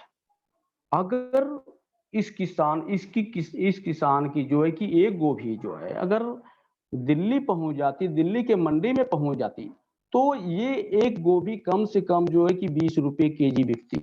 तो एक केजी की होगी तो किसान को जो कि 60 रुपया मिलता, जो 10 रुपए कीमत पर ही बेच देता है। 10 रुपए कीमत पर किसान बेच देता। क्या है इसके लिए? सड़कों का अभाव है। अगर अच्छी सड़क हो कि जिससे कि हमारे जो किसान के पास जो गोभी है और उसके पास संसाधन हो जिससे तेजी के साथ वो उसको मंडी तक पहुंचा लेता तो इतना उसको नुकसान नहीं होता। आप समझे कि तीन गोभी अगर 10 रुपए में बेचता है तो एक गोभी लगभग 3 रुपए की, 3.25 रुपए की पड़ रही है। और जब किसान की जो बीज होगी ना वो भी 1 रुपए की पड़ जाती है तो किसान को मिला क्या? इसके बाद उसकी पूरी मेहनत के साथ उसके खाद, बीज और पूरे परिवार जो लगकर मेहनत किया उसको क्या मिला? उसको कुछ नहीं मिल पाता। या सरकार ऐसी व्यवस्थाएं कर देती कि प्रत्येक गांव में कोल्ड स्टोरेज बना देती या उनके भंडारण की सुविधा उपलब्ध कराती तो जो ये गोभी आज पैदा होकर 3 रुपए में एक बिक रही है, शायद वो सीजन ऑफ होने के बाद 20 रुपए 30 रुपए में एक बिकती, जिससे लाभ होता। तो आधारभूत संरचना का वर्तमान समय में भी अभाव है। हम बड़े बड़े कानून बना रहे हैं, छूटे दे रहे हैं किसानों को और हम करें सब्सिडी दे रहे हैं, सब किताबी हैं, सब कागजों पे हो रहा है। असलियत में इंफ्रास्ट्रक्चर की आज के समय भी बहुत अधिक कमी है। दूसरा आता है कृषि में निवेश का अभाव। कृषि क्या कहा जाता है कि कृषि, भारतीय कृषि मानसून की जुआ कही जाती है। जुआ का मतलब ये है कि उसमें कोई सिक्योरिटी नहीं है। आज किसान अपनी पूंजी को लगाकर खेती करता है, लेकिन उसको ये निश्चित नहीं होते कि फसल तैयार देखता है, भले देख रहा है कि फसल आज तैयार हो रही है, तेजी के साथ बढ़ रही है, लेकिन उसके घर में आएगी कि नहीं आएगी। हो सकता है कि तूफान आ जाए, ओला पड़ जाए, बाढ़ आ जाए, सूखा पड़ जाए, तमाम किस्म की प्रॉब्लम है। तो इसलिए कोई भी निवेशक जो होता है, जिसके पास अच्छी मात्रा में पूंजी हो, वो कृषि क्षेत्र में इन्वेस्टमेंट करने का प्रयास नहीं करता है, क्योंकि इसमें जोखिम भरा क्षेत्र है। और इसलिए जो है कि इसमें निवेश, आज के डेट में भी निवेश का अभाव है। अगर भारी मात्रा में कृषि क्षेत्र में निवेश किया जाता तो किसानों की ऐसी दुर्दशा नहीं होती। उत्पादकता में कमी, कारण यह है कि उत्पादकता में वर्तमान समय में हमारे कृषि क्षेत्र में उत्पादकता में कमी है। इसका मूल कारण यह है कि आज के समय में भी हमारा जो किसान है, हमारे देश का जो किसान है, वो परंपरागत कृषि ही करता है, क्योंकि जब अधिक मात्रा में पूंजी का निवेश नहीं होगा तो परंपरागत खेती का, कुछ बड़े किसान हैं जो थोड़ी मात्रा में इन्वेस्टमेंट करते हैं कि कृषि क्षेत्र में, एग्रीकल्चर सेक्टर में, फिर भी उनको उतनी प्रॉफिट नहीं मिलती है। इसलिए यहाँ पे जो है कि जब अच्छे इन्वेस्टमेंट नहीं होगा, अच्छे संसाधन नहीं होंगे, उन्नत किस्म के बीज नहीं होंगे, सिंचाई की अच्छी सुविधाएं नहीं होगी, भंडारण की अच्छी व्यवस्था नहीं होगी, तो जाहिर है कि कृषि की उत्पादकता में कमी होगी और कम ही उत्पादकता होगी। साख की कमी, साख की कमी वर्तमान समय में भी विद्यमान है। पुराने समय में साख व्यवस्था के लिए लोग अपने सगे संबंधी साहूकारों से लेते थे, जो कि उनसे अधिक मात्रा में ब्याज लेते थे, जिससे वो ऋण जाल में फंस जाते थे। फिर भी सरकार ने काफी व्यवस्था की है साख की कमी को दूर करने के लिए, लेकिन साख की कमी आज भी विद्यमान है। सरकार ने इस कमी को दूर करने के लिए तमाम प्रकार की सहयोग दिया किसानों को, फिर भी उतना उनको लाभ प्राप्त नहीं हो पा रहा है। कारण कि एक मैं उदाहरण केसीसी का, किसान क्रेडिट कार्ड स्कीम जो है कि 1998 में शुरू की गई, जो किसानों के लिए बहुत फायदेमंद सिद्ध होने के लिए उम्मीद से शुरू की गई थी, लेकिन वो भी आज के डेट में भी बहुत अधिक कारगर सिद्ध नहीं हो रही है। कारण इसका ये है कि अधिकतर किसान तो पढ़े लिखे कम हैं और बैंक उनका शोषण करते हैं। जैसे कोई किसान जाता है कृषि पर जो है कि केसीसी के माध्यम से ऋण लेने के लिए, यदि वो 1 लाख रुपया ऋण लेता है ना, तो वो जो बैंक है, बैंक में ऑलरेडी, या फिर उसके बिचौलिए जो बीच में दलाल पड़े होते हैं, वो किसान और उसके बीच में दलाली का 10% ऑलरेडी ले लेते हैं, यानी 1 लाख की जगह उसको 90,000 ही मिलता है। यानी 10% जो है कि ब्याज लेते ही उसने जो है कि ब्याज के रूप में, ऋण लेते ही ब्याज के रूप में दे दिया, और इस साथ में ब्याज लगता है, वो भी उसको देना पड़ता है, जिससे कि उसको कहा जाता है कि जमा कर देंगे। सरकार की नीति है कि अगर आप समय से ब्याज जमा करते हैं तो आपको 7% के जगह 4% ही ब्याज देना पड़ेगा। लेकिन किसान करेगा, अगर फसल तैयार भी हो जाए तो, अब हम पहले ही आपको बता सके, कृषि क्या होती है, मानसून पे निर्भर करती है, और कभी मौसम खराब हो गया, कभी चक्रवात आया, कभी ओले पड़ गए, कभी बाढ़ और कभी सूखे के द्वारा अगर उसकी फसल नष्ट हो जाती है तो समय पर अपने जो ऋण लिया था उसको जमा नहीं कर पाता है, इसलिए उसको ब्याज भी अधिक देना पड़ता है। सबसे बड़ी हैरान करने वाली बात तो यह है कि जिस मंशा के द्वारा इसको लाया गया केसीसी को, हकीकत तो यह है कि जो बड़े किसान हैं वो तो खेती कार्य करते ही नहीं है, छोटे किसान खेती का कार्य करते हैं। कुछ किसान तो ऐसे जो खेतिहर मजदूर हो, वो खेती का कार्य करते हैं, किसानी का कार्य करते हैं, फसल उत्पादन करते हैं, लेकिन उनके नाम से जब भूमि है ही नहीं तो उनको किस बेस पे जो है कि बैंक ऋण देगी, जिससे वो वंचित रह जाते हैं। इसलिए वर्तमान समय में भी एग्रीकल्चर सेक्टर में साख की कमी विद्यमान है। आगे हम देखते हैं समस्या में कृषि का मानसून पर निर्भरता। इसको तो मैं पहले ही बता चुका हूं कि हमारी कृषि जो है कि मानसून की पे निर्भर है, पूर्ण रूपेण मानसून पर निर्भर है, और मानसून के आधार पे ही जैसे जैसे मानसून परिवर्तित होता है उसी आधार पे पैदावार भी होती है। कभी सूखा, कभी बाढ़, कभी चक्रवात, कभी ओले के द्वारा हमारी फसल नष्ट हो जाती है। इसलिए अभी भी इस एग्रीकल्चर सेक्टर में अधिक मात्रा में इन्वेस्टमेंट की आवश्यकता है, जिससे कि कृषि की मानसून पर निर्भरता को कम किया जा सके। अब हम कहते हैं सिंचाई सुविधाओं का अभाव। वर्तमान समय में भी जो सिंचाई सुविधाएं हैं वो पूर्ण रूपेण विकसित नहीं हुई है, जिससे हमारी अधिकतर भूमि असिंचित है और पूर्ण रूपेण मानसून पर ही निर्भर है। इसमें परिवर्तन की जरूरत है। सुस्त उर्वरक उर्वरक अच्छी फसल के लिए उर्वरक बहुत ही महत्वपूर्ण है, और उर्वरक उद्योग हमारे देश में आज के डेट में भी बहुत ही सोचते हैं। अधिकतर उर्वरक के लिए हम क्या करते हैं, बाहर से जो है कि उर्वरकों का आयात करना पड़ता है हमें, और जो हमारे देश में उर्वरक है वो भी समय से नहीं उपलब्ध हो पाती है, और समय पर किसान को न उपलब्ध होने के मार्केट से अगर लेता है वो, तो कभी डुप्लीकेट उर्वरक ही उसको प्राप्त हो जाती है, जिससे उसकी उत्पादन प्रभाव पड़ता है। वाणिज्यीकरण का अभाव। कृषि में आज के डेट में भी व्यापारीकरण का लगभग अभाव है। कुछ फसलें हमारी वाणिज्यिक फसलें हैं, नहीं तो अधिकतर फसलों को किसान क्या करता है कि अपने परिवार चलाने के लिए, अपने खाने के लिए ही उत्पादन का कार्य करता है, जिससे वो उसमें अच्छी टेक्नोलॉजी का उपयोग नहीं करता है और उसके तरह से जो है कि उदासीन रहता है। इसलिए फसलों का जो है कि वाणिज्यीकरण का अभाव है, हमारे किसानों को पिछड़ेपन का ये भी कारण है। शोध एवं अनुसंधान में कमी। आज के डेट में भी हमारे देश में एग्रीकल्चर से संबंधित जो रिसर्च है उसमें कमी है, और हो भी रहे हैं तो वो क्या है, अधिकतर घटिया किस्म के हैं।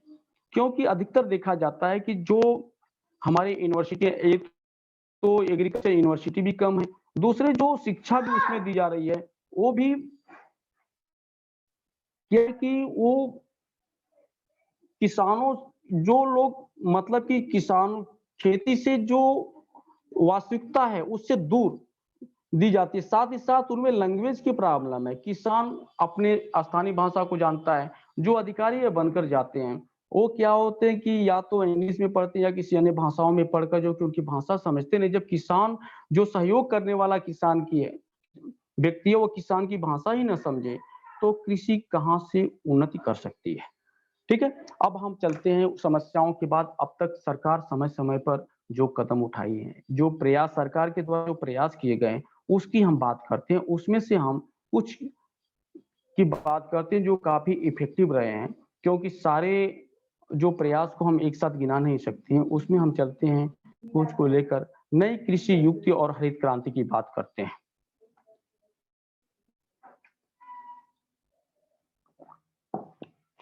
हरित क्रांति की बात करते हैं।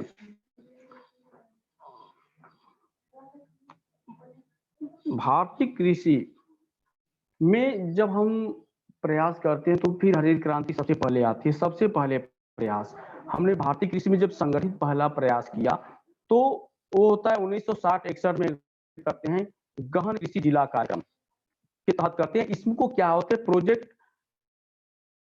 प्रोजेक्ट के रूप में अपनाया जाता है। पहले इसमें 7 जिलों को लिया जाता है, और उसमें जो है कि उन्नत किस्म के बीज, सिंचाई की अच्छी व्यवस्था, उर्वरक के द्वारा जो है कि हम इस प्रोजेक्ट को अपनाते हैं, जिसकी सफलता के बाद हम उत्साहित होकर 1965 में इसको पायलट प्रोजेक्ट को जो है कि 114 डिस्ट्रिक्ट में लागू करते हैं, और इसके परिणाम भी काफी अच्छे आते हैं। फिर 1965 में हम जो दूसरे देशों में जो कृषि के लिए मतलब नीति अपनाई गई थी, स्ट्रेटेजी अपनाई गई थी, वो हम सब उनसे जी कुछ सीख लेते हैं। जैसे 1965 में हम मैक्सिको में गेहूं उत्पादन को लेते हैं। वहां पे जो है कि गेहूं की नई किस्म का खोज की गई और उसको बोया गया, जिससे वहां पे गेहूं की पैदावार 7 से 8 हजार किलोग्राम प्रति हेक्टेयर को देखते हुए भारत उसको देखते हुए अपने देश में जो कि उन्हीं बीजों को लाया गया और उसी पैटर्न पर खेती की गई, जिससे हमारे देश में उत्पादकता दोनों में तेजी से ग्रोथ होती है, और इस ग्रोथ को देखते हुए इसको पूरे देश में लागू किया जाता है। और इस इसे जो है कि उन्नत किस्म के प्रोग्राम का नाम दिया जाता है। बाद में इसी को हम क्या कहते हैं, हरित क्रांति कहते हैं। इसमें छोटे और मझोले था बड़े किसानों में काफी अंतर पैदा हो जाता है, क्योंकि जो किसान इस प्रोजेक्ट को मतलब कि इस प्रोजेक्ट को एक पैकेज के रूप में अपनी खेती में लागू नहीं कर पाए, वो क्या है काफी पिछड़ गए। जिन्होंने कुछ बड़े किसान ही इसका अधिकतर लाभ उठा पाए हैं और इसको एक पैकेज प्रोग्राम के रूप में ही अपनाया गया, क्योंकि पैकेज प्रोग्राम का मतलब ये था कि उन्नत किस्म के बीज बोने के साथ उन्नत किस्म के जो है कि उर्वरक की जरूरत पड़ती थी। उर्वरक के साथ साथ इसमें सिंचाई की अच्छी व्यवस्था, यानी पानी भी फसलों को अच्छी मात्रा में चाहिए था। जब सारी व्यवस्थाएं एक साथ थी तभी इससे लाभ प्राप्त किया जा सकता है, जिसका लाभ जो है कि बड़े किसान ही उठा पाए। अब हम आते हैं, अगली मेरी टॉपिक है सर, थोड़ा सा वीडियो को आगे बढ़ाएं। हाँ सर, आगे आगे और आगे, बस बस सर, नीचे नीचे थोड़ा सा, नीचे और नीचे सर, थोड़ा सा नीचे करें इसको, काफी आगे चले गए सर आप, थोड़ा सा ऊपर करें और, हाँ सर बस शुरू करो। कृषि वित्त सर, एग्रीकल्चर फाइनेंस को आप लाएं।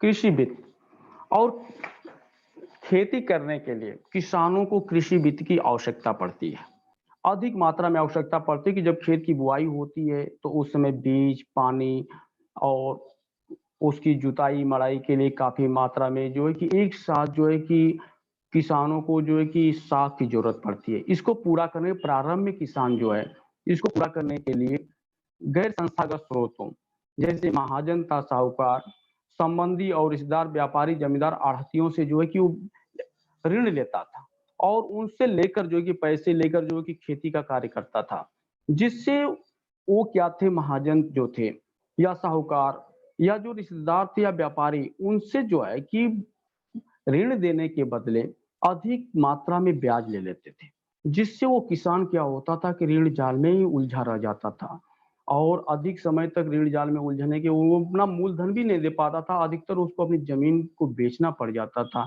इसको देखते हुए सरकार ने भी कदम उठाया कि किसानों को इससे मुक्ति दिलाई जाए। तो उसने जो है कि कुछ संस्थागत स्रोत जैसे व्यापारिक बैंकों को, सहकारी समितियों को और वाणिज्यिक बैंकों को जो है कि क्षेत्रीय ग्रामीण बैंक को जो कि सामने आते हैं और किसानों की समस्याओं को दूर करते हैं। तो किसी वित्त के लिए दो प्रकार की संस्थाओं के रूप में बांटा जाता है, गैर संस्थागत स्रोत था, संस्थागत स्रोत। और गैर संस्थागत स्रोत के बाद संस्थागत स्रोत में जो है सबसे पहले सरकारी समितियां आती हैं। सबसे पहले इनका जो है कि मतलब सरकार ने जो सरकारी समितियों को जो है कि सामने लाए और सरकारी समितियां जो है कि किसानों को ऋण उपलब्ध कराती थी। उसके बाद वाणिज्यिक बैंक, क्षेत्रीय ग्रामीण बैंक, और इस क्षेत्र में कृषि के क्षेत्र में सबसे बड़ी संस्था जो है कि ऋण देने वाली कृषि और ग्रामीण विकास बैंक यानी नाबार्ड, जिसकी स्थापना 12 जुलाई 1982 को की गई। यह कृषि क्षेत्र की एक नियामक संस्था है जो किसान डायरेक्ट तो किसानों को ऋण नहीं देती है, फिर भी इसके द्वारा जो है कि व्यापारिक बैंकों को, सहकारी समितियों को, क्षेत्रीय ग्रामीण बैंकों को जो ऋण उपलब्ध कराया जाता है और उसी के दिशा निर्देशन में ये बैंकें जो है किसानों को ऋण उपलब्ध कराती हैं।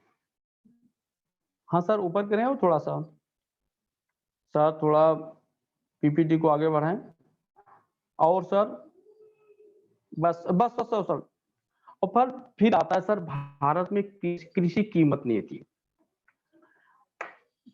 भारत में कृषि कीमत नीति की आवश्यकता क्यों पड़ी, इसके विषय में पहले हम बात करते हैं। जो हमारे किसान हैं, हमारे देश में किसान जो है कि जो भी पैदा करते हैं, फसल पैदा करते हैं, जो ही फसल पैदा होती है उसकी कीमत तेजी से गिर जाती है और कुछ समय बाद किसान के हाथ से निकलते ही फसल के रेट काफी बढ़ जाते हैं। कभी कभी तो ऐसा होता है जब किसान जो है कि किसी फसल का उत्पादन करता है, वह इतनी अधिक मात्रा में उत्पादन हो जाता है इसमें कि उसकी लागत भी नहीं निकल पाती है।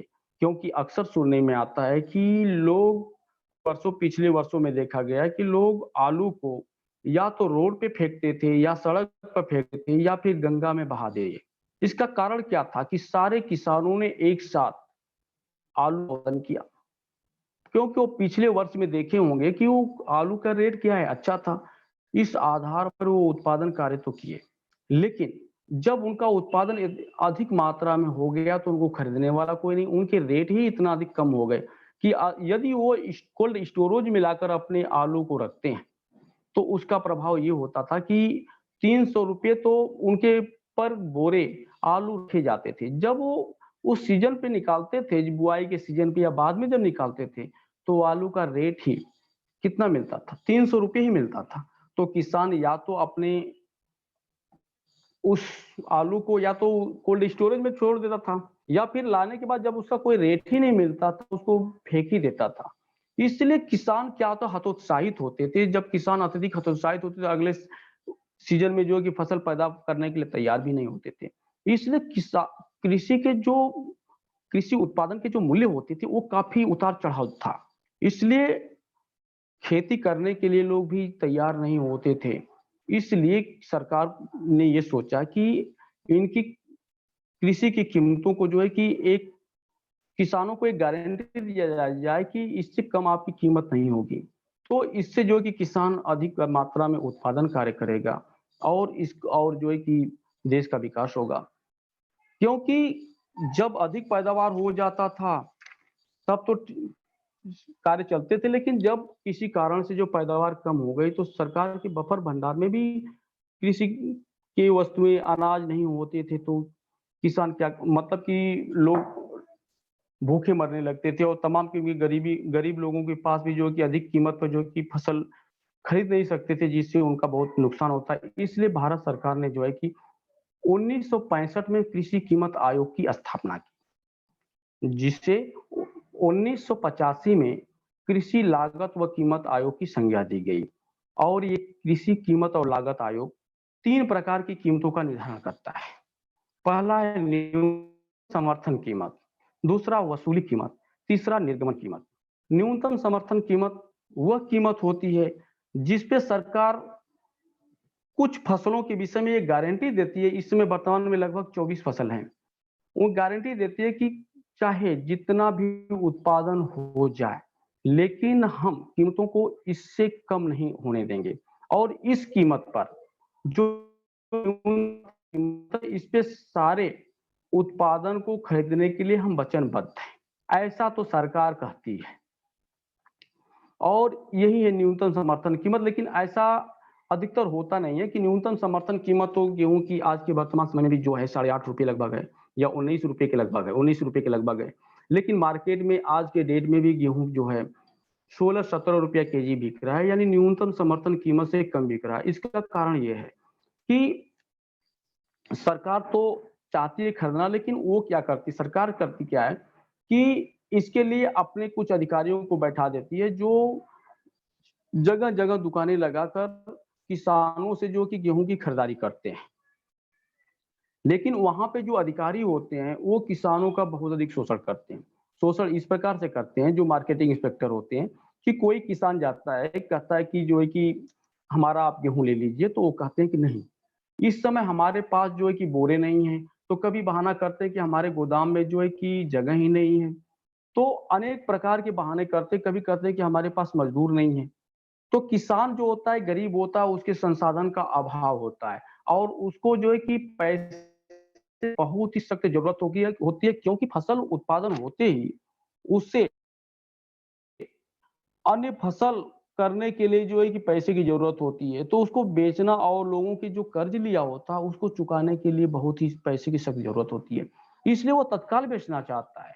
साथ ही जब वो 1-2 दिन अपने जो है कि ट्रैक्टर पर या ट्रक पे या ट्रॉली पर लाकर जो है कि अपने या धान या कोई भी जिन्स होती है उसको लेकर जाता है, जब वहां से कहा जाता है कि बोरे नहीं, कभी कुछ नहीं है, कभी कुछ बहाने कर मार्केटिंग जब वो लौटा देता है या कहता है कि आज नहीं कल लेंगे, तो किसान के स्वयं के ट्रैक्टर नहीं है, ट्रैक्टर ट्राली नहीं है, तो वो क्या करता है, उसको भाड़ा देना पड़ता है, तो उसको काफी महंगा पड़ने लगता है। साथ ही साथ उसमें यहाँ पर ये भी होता है कि जैसे किसान किसी फसल को लेकर जाता है कहता है कि आप इस फसल को ले लीजिए, और क्योंकि समर्थन मूल्य इतना है, तो मार्केट में उसको अच्छा रेट तो मिल रहा है, लेकिन वो वहां पर दे नहीं पाता है। इसलिए नहीं दे पा रहा है क्योंकि जो मार्केटिंग इंस्पेक्टर होता है ना, गेहूं को कभी उठाता है, कहता है कि इसमें काफी नमी है, इसको हम नहीं ले सकते, या तो फिर 10 केजी कटौती करेंगे पर कुंटल, या फिर कहता है कि इसमें हल्का है, क्वालिटी कमजोर है, तमाम किस्म का बहाना कर कर वो तो वहां से नहीं लेता है। लेकिन वो क्या करता है, जब किसान उसको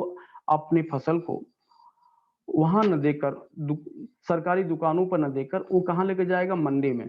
मंडी में जब वो औने पौने दाम बेच देता है, तो वही मार्केटिंग इंस्पेक्टर पुनः जाकर उनकी फसल को खरीद कर अपने गोदाम में रख देता है। तो सरकार की नीति तो अच्छी है, परंतु इसको जो लोग लागू करने वाले हैं, जो हमारे अधिकारी गण हैं, ये क्या करते हैं, इसमें बहुत ही लूट खसोट करते हैं। इसमें बहुत अधिक सुधार की भी जरूरत है।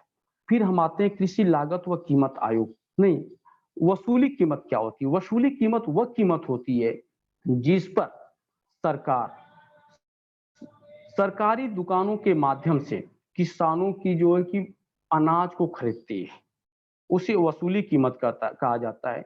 निर्गमन कीमत वह कीमत होती है जिस पर सरकारी दुकानों के माध्यम से सरकार अनाजों का वितरण करती है, उसको क्या कहते हैं, निर्गमन कीमत। अब हम इसके बाद आते हैं जो सबसे ज्वलंत मुद्दा है, कृषि बिल पे। सर थोड़ा सा उसको और पॉज करिए, ऊपर करें। ठीक है सर, बस। कृषि बिल 2020, कृषि बिल, इस पे काफी विवाद का विषय बना हुआ। वर्तमान समय में कृषि बिल काफी विवाद का विषय बना हुआ है, और इस बिल को लाने में सरकार भी न जाने क्यों जल्दीबाजी की कि जून माह में इसको अध्यादेश के द्वारा लाया गया। ये लाने के कृषि बिल जून माह में लाने का ही सरकार की मंशा पे ऊपर जो कि उंगली उठाती है कि इसको क्या जरूरत थी इतनी जल्दीबाजी कर वो भी अध्यादेश लाने के लिए। फिर भी हम चलते हैं कृषि बिल पे बात करते हैं। कृषि बिल क्या है? जून माह में एक अध्यादेश के द्वारा सरकार ने 3 प्रकार के कृषि बिल लाती है। पहला है आवश्यक वस्तु अधिनियम भंडारण नियमन कानून 2020। ये क्या है कि इस बिल में सरकार ये लोगों को छूट देती है, व्यापारियों को, व्यक्तियों को, किसानों को ये छूट देती है कि वह आप जो है कि जितना चाहें उतना अधिक मात्रा में आवश्यक वस्तुओं का भंडारण कर सकते हैं, आवश्यक वस्तुओं का भंडारण कर सकते हैं।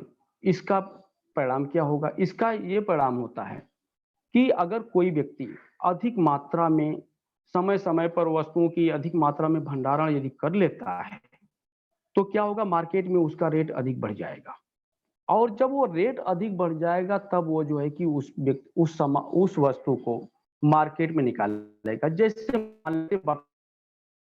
उदाहरण के तौर पे एक मानता हूं कि वर्तमान समय में यदि सरसों का तेल कोई कंपनी है, कोई व्यक्ति है, अधिक मात्रा में 10-20 लाख लीटर जो है कि अगर जो है कि स्टोरेज कर लेगा, तो मार्केट में क्या होगी कि तेल की कमी होगी।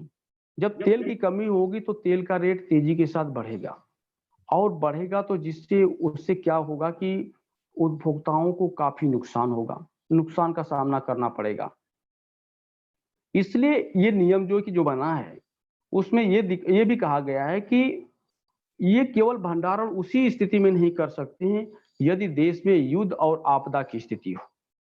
तो ये कोई भी सटोरिया व्यक्ति हो या कोई भी ऐसा व्यक्ति हो जो अधिक भंडारण कर लेगा, जिससे कि देश में वस्तुओं की कमी हो जाएगी और उसका मूल्य बढ़ जाएगा। मूल्य बढ़ने पर वो अनुचित लाभ लेना चाहेगा, जो एक गलत है और ऐसा नहीं होना चाहिए। इस कानून में संशोधन होना चाहिए कि कोई भी व्यक्ति किसी भी समय जितना चाहे उतना स्टोरेज नहीं कर सकता है, क्योंकि मांग में जब मार्केट में जब पूर्ति की कमी हो जाएगी तो डिमांड उतनी ही बनी होने पर जो कि उसका रेट काफी बढ़ जाएगा। और अगर सरकार, कोई भी व्यक्ति अगर इस स्थिति में अधिक मात्रा में तेल या किसी आवश्यक वस्तु का अधिक मात्रा में कर लेता है, अगर कोई जाति भी मना कर देगा कि युद्ध और आपदा की स्थिति नहीं है इसलिए मैं कर सकता हूं। दूसरा है मूल्य आश्वासन पर बंदोबस्त और सुरक्षा समझौता 2020। ये क्या है, कॉन्ट्रैक्ट फार्मिंग है। कॉन्ट्रैक्ट फार्मिंग मतलब ये है कि फसल पैदा करने से पहले बड़ी बड़ी कंपनियां किसानों से ये समझौता कर लेंगी कि मैं इस रेट पे आपका जो फसल उत्पादन करो और मैं इस रेट पे लूंगा। सपोज कर लीजिए कि कोई कंपनी आती है, जैसे वो आती है और किसानों से कहती है कि आप जो है कि इतनी मात्रा में जो है कि हमको इस रेट में हम गेहूं आपसे लेंगे। तो ये तो बहुत अच्छी बात है कि सरकार ने कि जो ये नियम, ये अच्छा है, क्योंकि इसमें ये दिखाया जाता है कि किसानों को ये डर नहीं रहेगा कि अगर हमारी फसल जैसे बोते समय तो 25 रुपया केजी है, जब पैदावार होती है तो 16 रुपया केजी हो जाता है। अगर वो 25 रुपया केजी पर ही कॉन्ट्रैक्ट हो जाता है या 24 रुपया केजी पर ही कॉन्ट्रैक्ट फसल बोने से पहले ही हो जाए किसी कंपनी के द्वारा कि जितना उत्पादन होगा मैं इस रेट पर खरीद लूंगा, ये तो अच्छा है। ये इसी प्रकार से जैसे किसान का जो कि सरकार एक तरह से एमएसपी लागू करती है उसी प्रकार से है। उधर जो है कि जब सरकार जो है कि ऐसी कॉन्ट्रैक्ट करती है कि आप फसल पैदा करो, हम लेने के लिए वचनबद्ध है, वो भले न खरीदे। लेकिन एक तो है ना कि जो सरकार अगर ऐसा जो है कि कॉन्ट्रैक्ट करती है, आपसे कॉन्ट्रैक्ट करती है, तो ये क्या कहा जाता है कि वो एमएसपी हो जाता है। लेकिन जब कोई कंपनी आकर कर रही है बाहर की, तो प्राइस बिफोर फार्मिंग कहा जा रहा है यहाँ पे। तो इससे जो है कि किसानों को लाभ भी है, नुकसान भी है। सपोज करें कि कोई कंपनी आती है, मान लीजिए साइलेज बनाने वाली कंपनी जो है आलू के चिप्स बना रही है, आलू के चिप्स बनाने वाली कंपनी आती है, किसान से कहती है कि आप जो है कि पूरे गांव के गांव, कई गांवों के लोगों को कहती है कि आप जो है कि आलू पैदा करिए, और वो आलू तो पैदा करता है किसान। अगर वो उस रेट में ले लेती है तो किसानों को बहुत ही फायदा है। सपोज करिए कि वो कंपनी अगर उस समय कहती है कि अब अपने को दिवालिया घोषित कर दे या फिर अपने को कुछ दिखाकर कहते हैं मैं आलू नहीं खरीद पाऊंगा, तो किसान करेगा क्या? इससे किसानों का नुकसान होने की संभावना है। दूसरी बात, सबसे एक कमी है इसमें कि सरकार कहती है, जो किसानों को सबसे बड़ा भय है कि सरकार कहती है जो कॉन्ट्रैक्ट होगा वो किसके बीच में, वो किसके द्वारा होगा? मंडी अधिकारियों के द्वारा होगा। तो मंडी अधिकारी बीच में जो है कि आने वाले लोगों से दलाली भी कर सकते हैं, जिससे किसानों का नुकसान होने का डर है। इसलिए इस कानून का विरोध हो रहा है। तीसरा है कृषि उत्पाद व्यापार एवं वाणिज्य संवर्धन और सुरक्षा कानून। कृषि उत्पाद व्यापार एवं वाणिज्य संवर्धन और सुरक्षा कानून 2020, इसमें क्या कहा गया है कि कोई भी व्यक्ति या व्यापारी भारत में जहां चाहे वहां पे अपने जो है कि अनाज का या अपने फसल का व्यापार कर सकता है।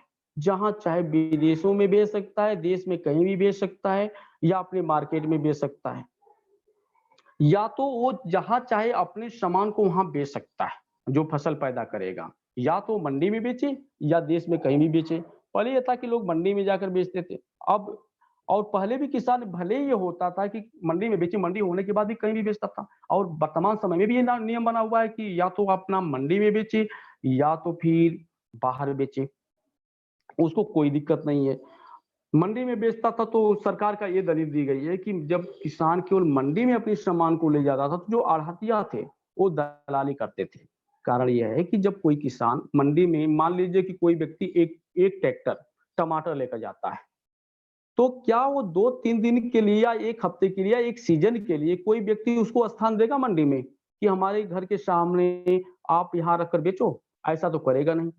तो क्या करते थे, आढ़तियों को देते थे। आढ़तिया क्या करते थे, आढ़तिया नहीं बिचौलिया, ये बिचौलिए क्या करते थे, उसको जल्दी से बेच देते, बोली लगाते थे, और जो अधिक बोली लगाता था उसी को देते थे। लेकिन इससे किसानों का लाभ होता था। लेकिन बाद में ये हुआ कि आढ़तिये क्या करते थे, जो भी छोटे व्यापारी हैं उनसे क्या कर लेते थे, एक समझौता कर लेते थे। उस समझौते के द्वारा वो जो है कि एक फिक्स कर लेते थे ऑलरेडी पहले से कि इससे अधिक कीमत देनी ही नहीं है, कोई इससे अधिक बोली लगाएगा ही नहीं। जब कम बोली लगाते थे लोग तो किसान का जो है कि जो जींस होती थी, जो मान लीजिए कि टमाटर है वो कम रेट पर बिका, कहीं लागत से भी कम हो जाता तो किसान को बहुत अधिक हानि होती थी। ये शिकायतें सरकार के पास आए दिन पहुंचती रहती थी। इससे सरकार की तो मंशा साफ है, अच्छी है कि किसानों को फायदा करवाया जाए, लेकिन लोगों को ये डर तो है कि अगर ये मंडी भी खत्म हो जाए, क्योंकि जब हर जगह ऐसे ही ऑनलाइन बिक्री होगी तो किसानों को कहीं हानि न हो जाए। फिर भी ये कानून कोई बहुत अधिक नया तो नहीं लग रहा है, फिर भी ठीक है। और अंत में हम अपने सुझाव देना चाहेंगे। थोड़ा सर ऊपर करें इसको, ऊपर। सुझाव में हम ये देना चाहेंगे कि सरकार अगर किसानों की आय को दोगुना ही करना चाहती है, तो अगर कम समय में चाहती है तो एक अधिक मात्रा में पूंजी का इन्वेस्टमेंट, सरकारी पूंजी का इन्वेस्टमेंट क्या होना चाहिए, किसानों के लिए होना चाहिए, जिससे कि आधारभूत संरचना की अच्छी व्यवस्था की जाए। किसानों को हर गांव में एक एक कोल्ड स्टोरेज बनाया जाए, जिससे वहां के जो किसान हैं अपने जो भी पैदावार होती है, गोभी, आलू, टमाटर और जो भी अधिक पैदा होता है उस कोल्ड स्टोरेज में सुरक्षित रख सके। भंडारण की अच्छी व्यवस्था करे, भंडारण और कोल्ड स्टोरेज की व्यवस्था होनी चाहिए, जिससे किसान अपने जो कि सामान को वहां पे रख सके, जो पैदावार होती है, और उसको उचित समय पर जब उसके मूल्य अच्छे मिले तो वहां बेच सकती हो। तो इससे किसानों की आय बढ़ सकती है। और नहीं तो ऐसे नहीं बढ़ सकते, चाहे जितने कानून बन जाए, अगर आधारभूत संरचना में अच्छी व्यवस्था नहीं हो पाती है तो ऐसे ही गोभी जो है कि ढेर में बिकेंगी, 3 रुपया ढेर, 5 रुपया ढेर बिकेगी, जिससे किसानों को नुकसान ही नुकसान होगा। और किसान हमेशा पहले भी हतोत्साहित होता था, आज के डेट में भी हतोत्साहित है कि किसान जो खेती जो है कि आज के डेट में भी जुआ ही मानी जा रही है, जिससे मुक्ति पाने के लिए आधारभूत संरचना में इन्वेस्टमेंट जरूरी है।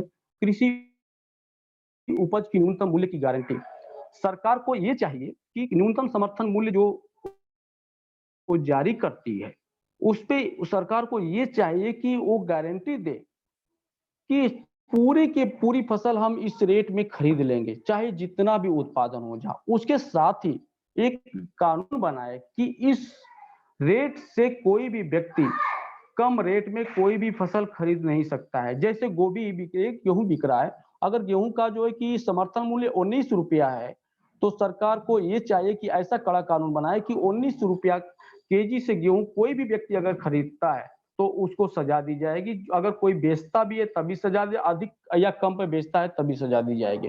अब तो जाकर किसानों की उपज का लाभ मिल सकता है, अन्यथा नहीं मिलने की उम्मीद है। कृषि अनुसंधान और विकास पर बल देना चाहिए। वर्तमान समय में भी कृषि अनुसंधान और विकास में अनुसंधान में काफी कमी है, क्योंकि कृषि क्षेत्र में रिसर्च वर्तमान समय में भी काफी कम हो रहे हैं। साथ ही साथ जो अनुसंधान हो भी रहे हैं वो सही ढंग से किसानों तक नहीं पहुंच पाते हैं। कारण यह है कि कहीं पे भी अगर अच्छी बीज के कोई संकरित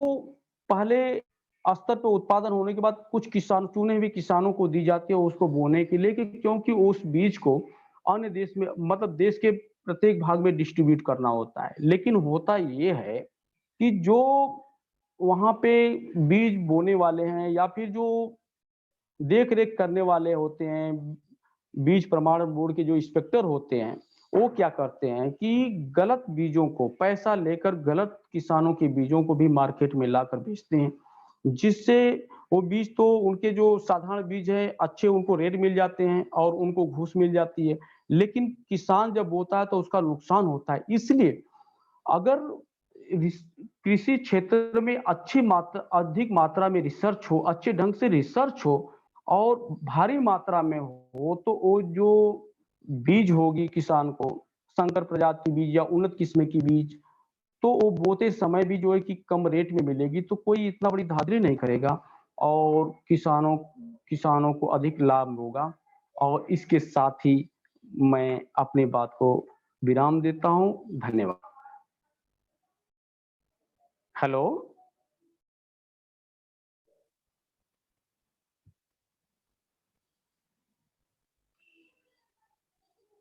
हेलो, शायद उन्होंने म्यूट किया।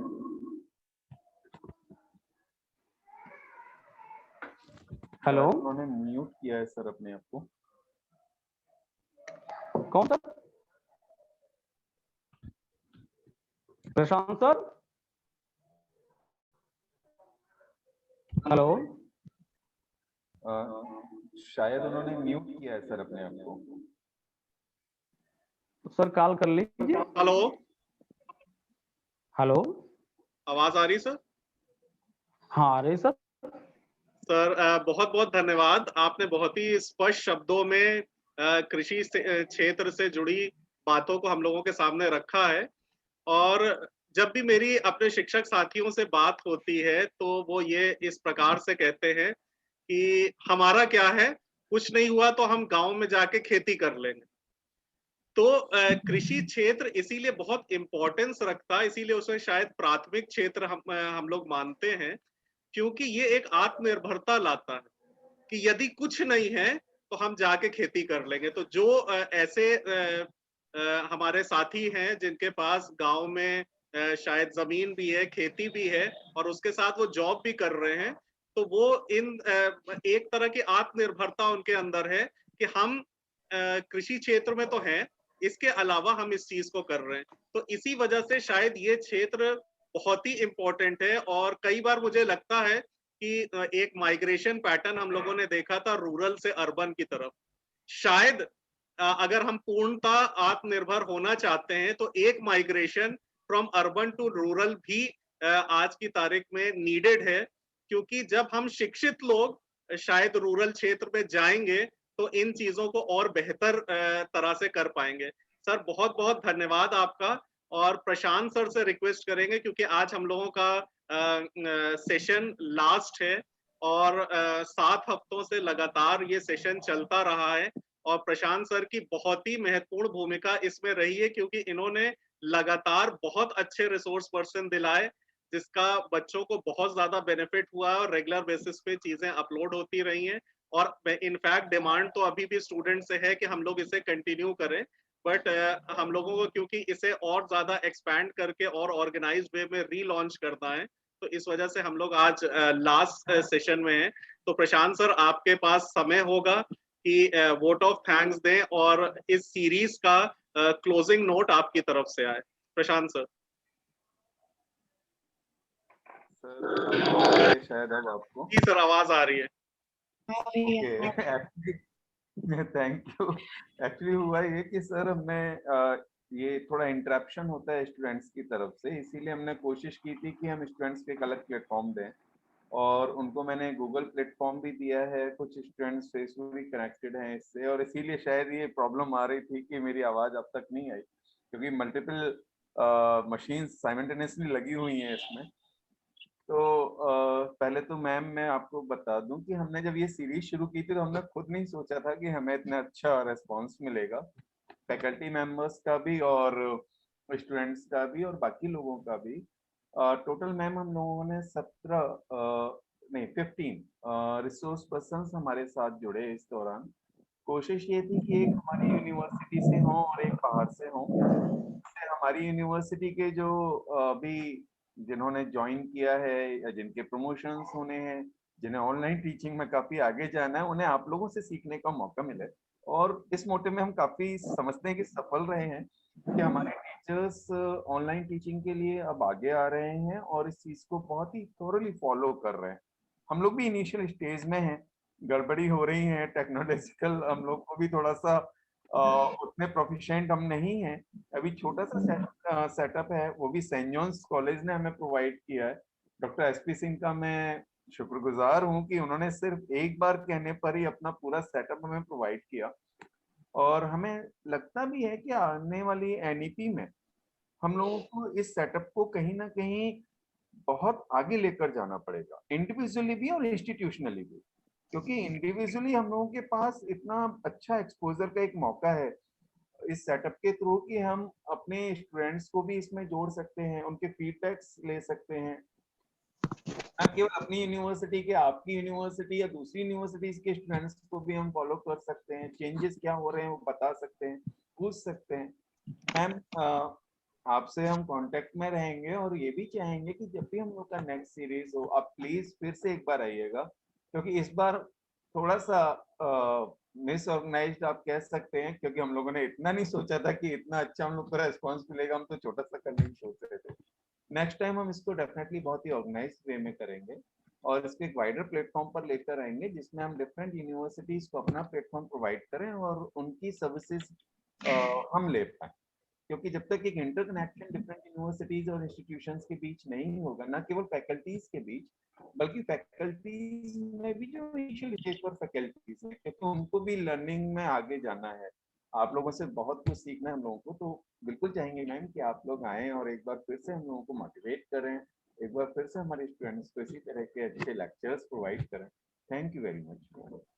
कामावत जी, आपका बहुत बहुत शुक्रिया, आपने इस जिम्मेदारी को संभाला, क्योंकि हमारे पास एग्रीकल्चर के लिए एज ए ऑप्शनल पेपर हमारे यहाँ एग्रीकल्चर है पीजी में, वो भी तो बहुत कम स्टूडेंट्स ऐसे हैं जो एग्रीकल्चर को एज अ पेपर लेते हैं, और एग्रीकल्चर एक बहुत ही बर्निंग इश्यू है और आज ही नहीं, हमेशा से रहा है।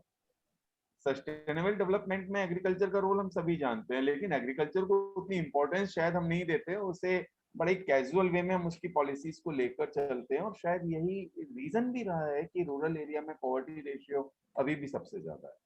लोग कहते हैं कि एग्रीकल्चरल गुड्स की मांग इनइलास्टिक होती है और इसी वजह से उसके साथ ये सारी प्रॉब्लम्स हैं, लेकिन ऐसा नहीं है। हमें कहीं ना कहीं ये चीज माननी पड़ेगी कि एग्रीकल्चर हमारी न केवल लिवलीहुड के लिए बल्कि हमारे एग्जिस्टेंस के लिए एक एक्टिविटी है, और उसको उतना ग्रेस हमें प्रोवाइड करना पड़ेगा। आपका दोनों का मैम बहुत बहुत शुक्रिया, सर आपका भी बहुत बहुत शुक्रिया। धन्यवाद। एसपी सिंह सर अभी एग्जाम करा रहे हैं, मैं उनका बहुत शुक्रिया अदा करता हूं कि उन्होंने इस सीरीज को पूरा सपोर्ट दिया, और नीरज सर आपकी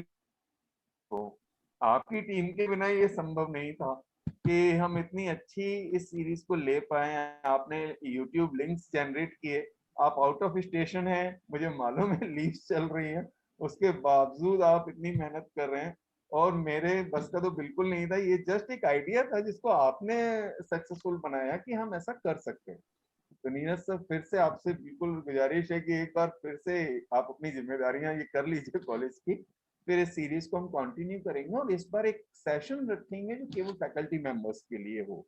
एक इंटरेक्टिव सेशन फैकल्टी मेंबर के लिए होना बहुत जरूरी है, क्योंकि एनईपी में इकोनॉमिक्स का सिलेबस बिल्कुल चेंज्ड है, और मैंने थोड़ा बहुत देखा उसको कि वो हम लोग काफी चीजें नहीं जानते एनईपी में उस सिलेबस की, तो हम लोगों को एक इंटरेक्टिव सेशंस की भी जरूरत है, जिससे कि हम स्टूडेंट्स को कहीं बेहतर बुक्स, रिसोर्सेस और रिसोर्स पर्सन अवेलेबल करा पाए। हर चीज तो मैं प्रोफेशन नहीं हूँ, तो डेफिनेटली मैं चाहूंगा जो चीज मेरे को ज्यादा अच्छे से नहीं आती हो, मेरे कोई कलीग हो, मेरे कोई इस तरह के जानने वाले प्रोफेसर्स हो जिन्हें वो चीज अच्छे से आती है, वो 2-3 लाइव सेशंस ले लें हमारे स्टूडेंट के, मैं भी सीख जाऊंगा और स्टूडेंट्स भी सीख जाएंगे। तो ये थोड़ी सी चीज है कि हम ये चाहेंगे कि नेक्स्ट सेशन जब भी हो सर प्लीज उसको फैकल्टी के लिए भी करिएगा, ताकि हम ज्यादा से ज्यादा फैकल्टीज को अपने से।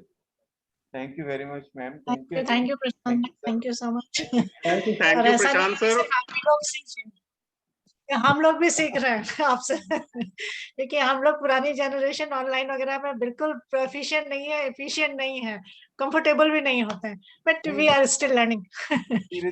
मैं तो अपने स्टूडेंट्स को भी कहता हूँ कि ये लॉकडाउन ये सारी चीजों के एक पॉजिटिव है कि वो डिफरेंट यूनिवर्सिटीज के टीचर्स को देख पा रहे हैं, सुन पा रहे हैं, हर यूनिवर्सिटी की बुक्स पढ़ पा रहे हैं।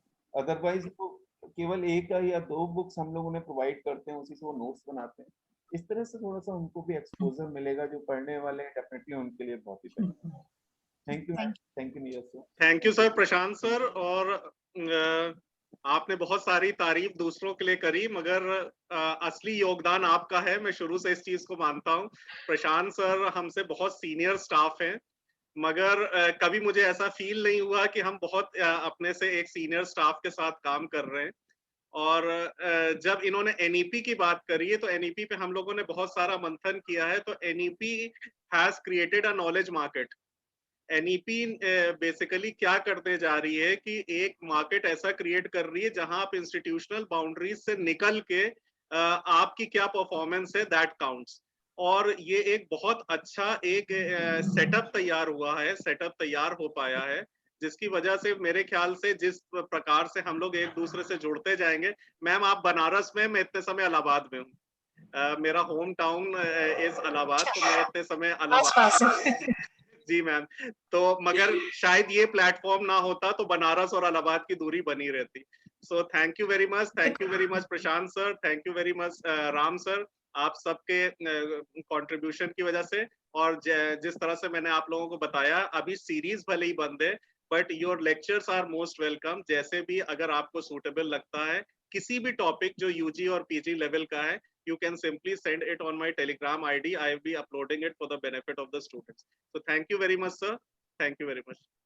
Thank you. आपको भी thank you sir. Thank you, sir.